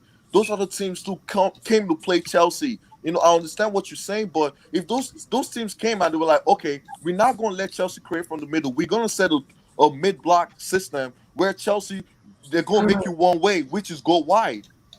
Sometimes you have no choice but to go wide. I get that. You see, people always say Liverpool spam. I'm going to go, people. Take care. Yeah? Pleasure knowing you, people. People always say Liverpool spam crosses as well. But when they're not spamming crosses, you're seeing things like Mane or Salah beating players, cutting in, taking shots, doing that. You see, if against Chelsea, where we contained them, they couldn't score. What did Henderson do? Ping the freaking 40, 50-yard cross to split our defense open. So they do other things. Chelsea don't do that. But let me say something about that one thing right there. To be fair, though, I feel like players who are trying to do like what Mane and Salah do, for example, it's just not working out. Like you see Werner trying to take on his man. He's just not able to do it. Like he doesn't look like he knows where his feet is. Like Pulisic wasn't having a great game against I think it was Villa yesterday. And like we do have moments where I think this kind of wing play actually is working. Like when Ziyech and, for example, even Callum Hudson-Odoi yesterday, he looked good at like switching the ball and stuff. For example, that goal to Giroud, that was like amazing, the way we worked the wing there. And I feel it definitely can work if the players can all find their form and they know where each other are. And like we've seen moments where, Werner comes and he's like on the edge of the box and stuff. If we can get into those positions consistently, I do think the system can actually work. It depends though, because if you're a smart team, all you really need to do is you need to kind of just fill the box with players, and you can kind of block that out in a way. I want to see, because this is Chelsea. We all know, when we obviously had some of our legends like Drogba and all them lot, they had 1,000 ways to score. Do you know what I mean? Whether they don't even cross that much, but whether you wanted to cross, they can do that. Lampard obviously running late in the box. Obviously our wingers of those time, Maluda and all those guys, or whether it's Hazard and we just had so many different ways. We don't have that right now. What you pointed to be fair though, against Leeds, the last goal against Leeds, that was a break. So if we can implement more of that into the game, I don't see why this, like, fundamentally we play on the wings. Worst defensive record in the league too. Yeah, you're talking about a Leeds that's gonna 1,000% every game. They're gonna throw all their players forward. So I don't think they're necessarily a good example. Bro, but that's how the teams in Bundesliga used to. That's how the teams in the Bundesliga play, though, and that's those type of teams are teams where Timo Werner could actually do very well. But if you notice, those type of teams, we don't play against Leeds every week. We play against teams that really just set up a mid-block system. And I don't know if you can hear me because I'm using my AirPod now, so it might sound choppy. But we're going against teams like that. Set up a mid block and they don't want to give us space.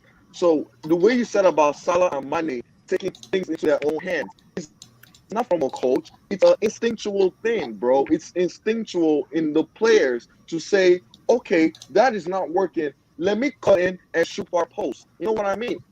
Yeah, Like, would you not say that we have players that can do yeah, it? They're just not doing it. they're not doing it because those guys are like, you talking about But is that Salah and Lampard's Mane. fault? Okay, That's what I'm saying. okay. The question, okay,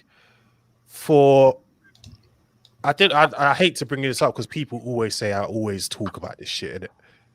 When players are not doing things like, you see Callum Hudson-Odoi, he was an adventurous player. He would take players on and things like that. You notice he's not doing that anymore. He's not doing that out of a confidence things and things like that. He's doing that because the manager had told him to stop doing that. And I'm telling you this as someone who's played for 2 Premier League teams. One of them's not in the league anymore, but I played for 2 and in 2 academies, in one of them being Crystal Palace. I used to be at Crystal Palace Academy and I play with some of these players that are playing now. A lot of the things these players are doing are things managers told them to do. That's why it's Hudson-Odoi, I think, he's not as adventurous anymore because Lampard or Jody Morris or them lot had told him not to do that. That's not because he's lost confidence or blah, blah. These are instructions from the manager. That's how football is. Just quickly before we go, because the 2 guys we haven't heard a lot from. Fata, first from you, then Prime. We're going to go to you. Fata, what's your thoughts? God's sake, I thought it was going to be like last night again. Oh my God. I had to come off. I was so ill that night, but I heard you lot kept it going for another 3 hours anyway. But practically, Lampard in, Lampard out. What's your thoughts? You know what, man? I already said my opinion last night. I'm gonna captain at least until the end of the season, and then by the end of it, I'm just gonna assess what he's done this season, and if he's not make the target, then yeah, he's gonna be out the door soon at the end of the season. Then. All right, cool. Prime, what about you? We're gonna get your thoughts quick as well. Lampard in, Lampard out. It's not necessarily as easy as that. We lost to Arsenal and the fan base switched and jumped. But I think it's because of the unrealistic expectations that they set themselves up for. Because for me, I've always been quite tempered and realistic with myself in terms of Frank since last season when he first came in. So I wouldn't sack him now because I still think we can get top 4. So I would wait until the end of the season. However, over the next month or so, if it turns bad and it looks like top 4 is on the line, maybe I would sack him.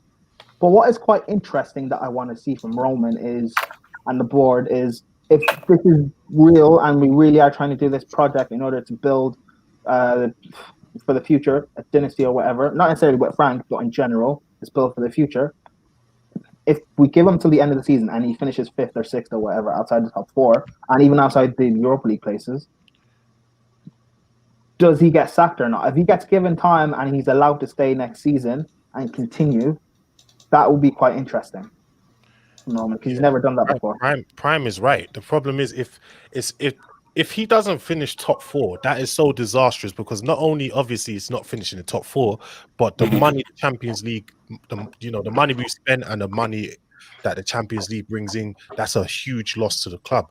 And what do you call it? The other thing I'm afraid of is, what I'm afraid of most is that with the other teams that we're challenging top 4 with, is that they have experienced managers who've been they've been in the trenches and they've been through this and they've been up against it in terms of managerial careers. And Lampard hasn't really done that. And that's where I think they have the edge over us. You know what I mean?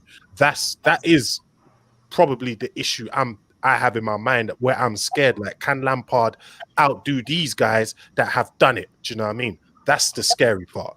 But for me, the reason why I would say, this is why I still think top 4 is on the line. Like, it was the same last season where I said that Chelsea would get top 4, because I actually looked at it realistically and broke it down in terms of the other clubs around us. This season, right, Atletico Madrid, we're not getting past them, so we're out of the Champions League, right? you look at Man United, you would think realistically they should get to like the quarter or semi-finals of the Europa League. So that's going to take a toll on them. Even though they have a better squad depth this season than they did last, that should still take a toll on their squad. Spurs, they're going to fall away in the title race within the next month or so, realistically. So you would think Europa League is the best spot for Jose getting a trophy this season. So they're going to go hell for leather for that. They don't have the best squad depth anyway. So they're going to fall away in the league. Who else? Everton, I expect we them know to that fall for away. sure. The thing is, No. But Monster, again, I'm just thinking like realistically in terms of what I think. Everton, I expect them to fall away and then kind of come back up near the end. Leicester, I expect them to fall away. Again, they're in the Europa League as well, and I think they could get quite far in that. So I expect them to fall away and come back up. Who else is competing? Aston Villa. Wolves, I guess. Aston Villa, I expect them to kind of fall away. Wolves fall away. Southampton fall away. So realistically, with the squad that we have, and the only other competition we'll be in is FA Cup, because I want to win the FA Cup. So the only other competition we have is the FA Cup. We should get top four, whether it's third or fourth or second or whatever. We should get top four. City as well. City will get top four, yeah, but they'll also be Champions League like quarter or semi-final. So yeah, we should get top four. I hear what Prime is saying. I hear what Prime is saying, but I just feel like with experienced managers, like I see Man United, I see them getting in. It hurts to say this because after all the Ollie shenanigans and Ollie nonsense, they could end up getting a top four over us. Remember last season they went all the way to what, the Europa League semi-finals, right? Yeah, the semi-finals, and they still finished above us.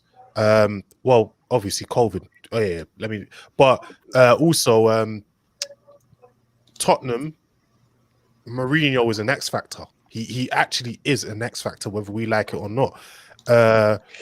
Obviously, Man City as well with what do you call it, with Pep, and then Everton. I hear what you're saying that usually they will drop off, but they're in a much better place with much better players with Ancelotti as their manager. No, I know, but again, they rely. It's the fact of they kind of rely on Ancelotti's a don, but the fact that they kind of rely on a few players, and we saw it this season. But they got when a lot, had injuries. But they got a lot of injuries recently, and they're still doing better than us. Yeah, I know. Coleman and Dina, and they're still again, I know, but I mean in the important areas. Like James Lewin. No. But when Richarlison and James were out, that was big. Their front three, if two of their front three is missing, it's going to be peak for them. So I'm expecting them to kind of fall away a little bit. But what if that doesn't happen though? Because even if that doesn't happen, I still think we have enough for top four. Look, if there's a doubt in my mind, or if I was Roman, if there's a doubt in my mind that we cannot get top four, so I'm basing it over the next, I guess, maybe month. There's a doubt in my mind you can't get top four, then yes, Frank gets sacked immediately. Okay, but right now, I still think we can get top four, so no, I wouldn't sack it. Does anyone think we should sack Lampard now? Nah, give him to the end of the season. I don't think anyone's saying we should sack Lampard now. That's what people are getting wrong. There's a lot of people saying it, bro. Not just us. This is not Twitter, though. We are not. All of us here are not Twitter. We are here saying what we're saying. Do you know what I mean? So whatever you want to say in the chat or whatever you want to say here, we're basing it on what all of us in this room right here are saying. Do you know what I mean? That's what we're saying. When you guys say, so I'm assuming we're all agreed, given to the end of the season. Yeah.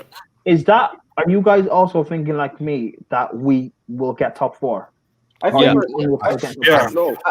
We need to make some progress on top four. I don't want to scrape top four. I don't want to scrape top four at the end of the season. I want us to get it convincingly, close the gap on the team that wins the title, win the FA Cup if we can, and try to progress in the Champions League. That's going to be hard against Atletico, but we need to make some progress when we're making top four. It's not just about making it. Lewis, I beg you highlight Leo Jr.'s comment. That's a really good comment, bro. How are we trying to get top four by other teams performing poorly? I put the table up already. That's 2020 though, isn't it? That's 2021. Yeah, we've had a very bad run of form this season, but we are still only at the worst. If Liverpool win their next game, we're 9 points off first place. We are how many points? We are 2 points off fourth. To be fair, Yeah, we're not that far off anything right now. It's just our form hasn't been great over the last month. And To be fair, we are really lucky. advantage. We are really lucky to be staying in the top half of the table. If the results didn't come in our way like yesterday, Any other season we'd probably be mid-table right now. Like Yeah, around. but again, do we factor in how weird the season is? That's something we have to take into account as well. But then that's true. But then at the end of the day, every other team is going through it too. That's what I keep saying. So we can't use that as an excuse. No. I'm not using that as an excuse. If those other look at the table, if those other teams, so we could be eighth by eighth by tomorrow. We can easily be eighth. Yeah, true. But again, if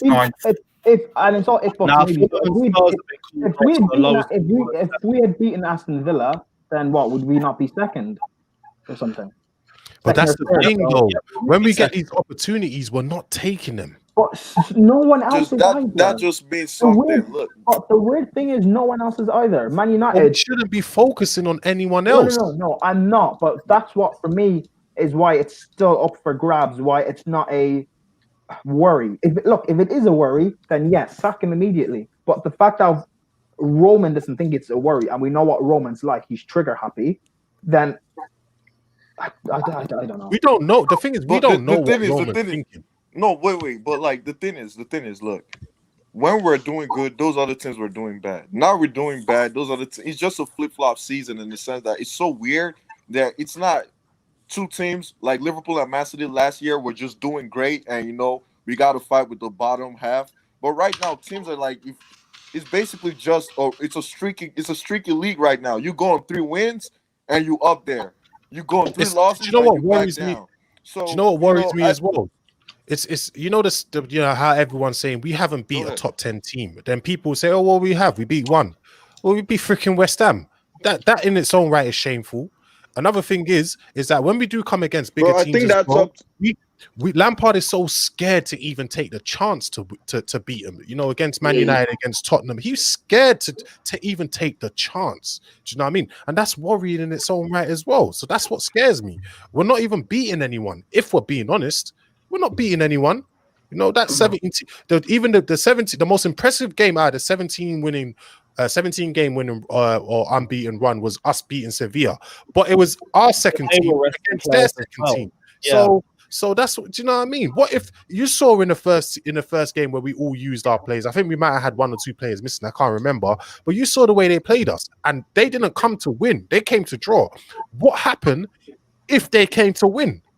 What would have happened then? So I'm just saying it. I'll agree. Well, my thing is this: during our run, we all knew this, though. No, yeah, you were right when you were spoken about this previously. You were right. Like I'm wrong. I'll say it straight up. I'm wrong. Like I'm not. I'm open to being wrong. Do you know what I mean? It is what it is. We're Chelsea fans. We're gonna do it every time. Yeah, and don't get me wrong. If Lampard turns it around, listen, I'm open to being wrong. This is the thing, because I care about Chelsea. I'm not one of those people where if Chelsea lose or whatever, I'm gonna be like, I told you so. I told you so. That's not what I want. You would never even. I'm not even. When I said about before this Aston Villa game, and I said this and that, I never even came out and said I told you so. I don't care. What I want is the best for this club. I don't care about anything else. I just want to see us doing well and progressing and moving places, innit? That's all that matters to me. None of that I told you so bullshit. I don't care about that. Do you know what I mean? I just want us to because last season Lampard, as I always say, I think he was better than what he is right now, because we were doing better from midfielders. That's the point that I've been trying to put in front of a lot of people. We've been doing better last season, playing better football. So I thought that if he gets all of the missing pieces to his puzzle, that it would be better, like similar to Jurgen Klopp. But that's not the case. I think his philosophy now is cross and Inshallah. So that's nothing for me to invest my time into. Tyree, so all due respect, I don't think we did better last season than we did this season. You can say the attractive football, maybe. But again, attractive football is a smokescreen. If you actually look at how we played, we couldn't create anything. We had all this possession and chances. We'd go 1 or 2-0 up in games, but because we couldn't close it out or see it through, we'd end up losing or drawing. Why no United? Frank could Yep. not Yes. solve for a hell of a letter our defensive issues. Even if all our centre backs last season was bad, at least pick our partnership. Even if it was Christensen and Rudiger, fine, pick a partnership and stick to it. With the whole Kepa situation, you should have dropped him from the start immediately for 2-3 months, I should say, or you give him all the faith in the world and give him all the positivity in the world, and hopefully it turns around, or you just stop playing him for the full season or whatever it may be, or try and fix our defense to protect how many shots on goal he keeps facing. It's not a surprise last season.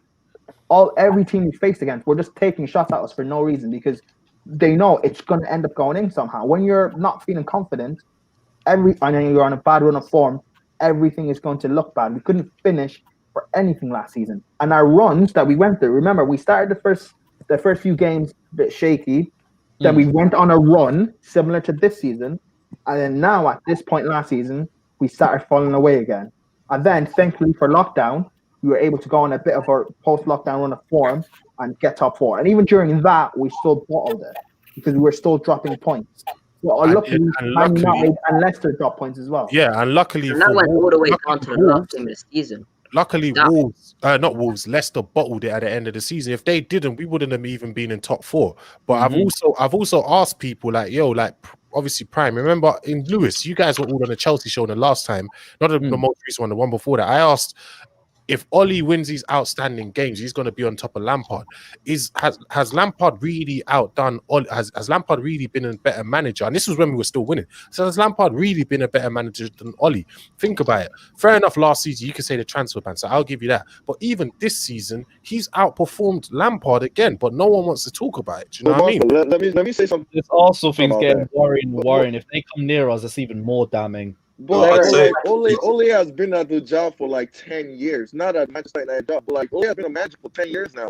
But that's not what people were saying before, though. Wait, I don't know who was saying. Look, everybody was saying Ole because look, Twitter and fans are reactionary. As he said, it's an emotional sport. That's the main thing we have to understand. Everyone was saying Ole out. But Ole has not even won nothing. He's not been I don't think he's been in any finals yet. Not been in FA Cup finals, nothing. He's only fighting for top 3 or top 4. And last season, Ole had a better squad than us, regardless. But this season, are you confident we'll finish above Man United this season? Are you confident? Yes, I think we will, but I'm not confident about it. That question, bro. Give me that a month ago, I'd say, damn right. But that's also the same way the league can change. Who's to say in a month or two we're going to be back in amazing form and Ole could be in the mud? We never know with this season. No, we don't know. We never know. I did ask Chelsea, blah, blah, blah. I asked him, do you think I'm asking you, do you think Chelsea will finish above Man United? So it's a good question to ask. I think we are, but let's not act like Manchester United doesn't have a great squad too, especially with Bruno Fernandes. I know we don't like giving him props and whatnot, but he's brought something to that team that I would love to see Chelsea. Like that midfielder has a talisman. Chelsea doesn't have a talisman now, and that's what I love about I think that's why he's saving Ole and his job, that they have Bruno Fernandes there. But to answer your question, I do think Chelsea's gonna finish above Manchester United. If I'm looking at it, I thought Chelsea was a title contender, so I was that hyped. I'm not gonna lie. But the one being realistic now, honestly, I still see Chelsea finishing this second, third, or fourth. I don't see us dropping after that because I think things will get better. That's what I'm looking at. I don't think Man United are just Bruno though. I think they've obviously got Pogba, they got Van der Beek, they got Rashford created and they got Rashford. Do you know what I mean? Like that's what I'm saying. They actually have a good squad. Honestly, I'm not even going to say. I'm not saying we have a good squad too. No, we do, but our squad is amazing. But listen, I think our squad is on level with Man United. If I'm being honest. No, but you're talking about a squad is not based on individuals. How you work. Man United the majority of the squad has been together for like a year or two now. They gelled, they work, and they're playing under whether you rate Ole or not, they're playing under a better manager that knows what he's doing. We brought in 7 players this season to throw into a system that doesn't even work anyway under an inexperienced manager. It's not like what do people expect? We have individual quality to go on runs of form, but we can't sustain anything because the manager. I'm not saying he doesn't know what he's doing, but like he's not to the level of us competing for a league title or competing in the Champions League. And not even just the manager being at that level. The team itself has not gelled enough to be at that level. You know what I mean? It's like we're going back to Sarri. Remember those games we were playing and everyone was like, oh, why are we not scoring? Why are we not creating a lot of chances? It's because honestly, that team right there was you could see a little bit of Sarri ball, but they were not 100% Sarri ball. Like, yo, this team is ready to fight for the title or nothing. So first, you can say the manager is inexperienced, but the team itself is not ready, to fight for a title. And Ole has been at the job for 3 years, and those players really, the only player they brought in was Van de Beek and Cavani, really, but and Bruno Fernandes. But Bruno Fernandes was like a final piece of the puzzle type stuff. It wasn't just like a player that they're coming to mold. You know what I mean? Bruno Fernandes was like yo, this is our talisman. And you can see the way Bruno Fernandes plays in the Ole's system. He goes there and demands for the ball to create. He doesn't just sit back and say, okay, let's pass between each other. But honestly, and that just comes with time, and that comes with gelling with the squad. This squad has been playing for 3 months. Like, it's just facts. I'm not even lying to you. The last squad from last season, starting 11 from last season and our starting 11 from this season will actually be different because we'll have Pulisic on the left. We might have Werner in the middle, and we might have Ziyech. Ziyech is a new player. Kai is a new player. Chilwell is a new player. Thiago Silva. I don't think our defense are a problem, but Thiago Silva is a new player, and he's part of the build-up too. And Zuma is there, but with a new guy right next to him. So every of these guys have only played really 3 months. So chemistry is something we have to take to bring to the table too. We cannot just say it's an excuse. It's not an excuse because it's facts that these guys have not played with each other for a long time, and it only comes with time. It doesn't matter what individuals you have. It's all about time and having a team together before you talk about title mountain and being consistent, basically. Okay, final question before I wrap this one up. I didn't expect it to go nearly as long as it has done, so I appreciate everyone who's been tuning in for this long, and the panel for staying on for this long as well. It's been a massive debate, but we're going to go around the table and just ask right now, based on what you've seen from this season and also last season, if you want to take that into account as well. Do you believe Frank Lampard can turn this around? Yes or no? We'll go all the way around from Monster, and we'll just go around down everyone else. No, I don't think. Let me just say it like this: I don't think Lampard will have enough or do enough to get us to top 4. You think even top 4 is too far of a reach? Yeah, I just think the other experienced managers will have just their experience alone will get them above us. I really do think so. Okay, cool. Fata, you? 50-50, but mainly yes. But I believe we can turn things around. It depends, like the amount of squad that we got, and let's not forget, like, we're gonna have like a proper squad next year because Hakim Ziyech could be back soon anyway. So we'll see. It's too soon to call, but we'll see. All right, Tyrese, what about you? No, I don't think I could trust him to that because I think he's a bit too naive and he's way too stubborn, and I don't believe that he's going to turn this around. I would like him to, but I just don't see him doing it. He's just a bit too stubborn for me. So he's not giving me anything to buy into at the moment besides that he wants to. He's not giving me anything to buy into right now besides that he won our Champions League group and we're doing well. So no. All right, Ryan, your thoughts? No, you're on mute, bro. 1 second. One sec. I might have been confused. Sorry about that. What was the question? Do I think he will? Do I think he can? Do you think Lampard can? I think he can do it because he has beat a lot of teams last season. But I don't think he will, if I'm being honest. I think he's a bit too stubborn at times. He's a bit naive on the job. He hasn't really got anything to fall back on. to prove evidence to me apart from Derby, and he's not really that experienced. So I don't think he will, but I think he can. I hope he can as well, because I don't want us to change managers mid-season. And Roman Abramovich, patience is running out for him as well. So yeah, I think he can, but I don't think he will. All right, Dylan, talk to me. What are your thoughts? No, I'm actually pretty confident in him still. Like, I think he has actually shown last season that he can change it up if he needs to, and he has beat some big teams. And I think many of the results this season have been, him learning. Like, he wants to implement this tactical style, and it hasn't worked at some points. But I think, with a fully fit team, it can work, and it has worked. We've gone on a good run, and I think one more good run, or like another good run, and we won't even be having this conversation. So I still think he's the man, definitely. All right, Prime, what are your thoughts?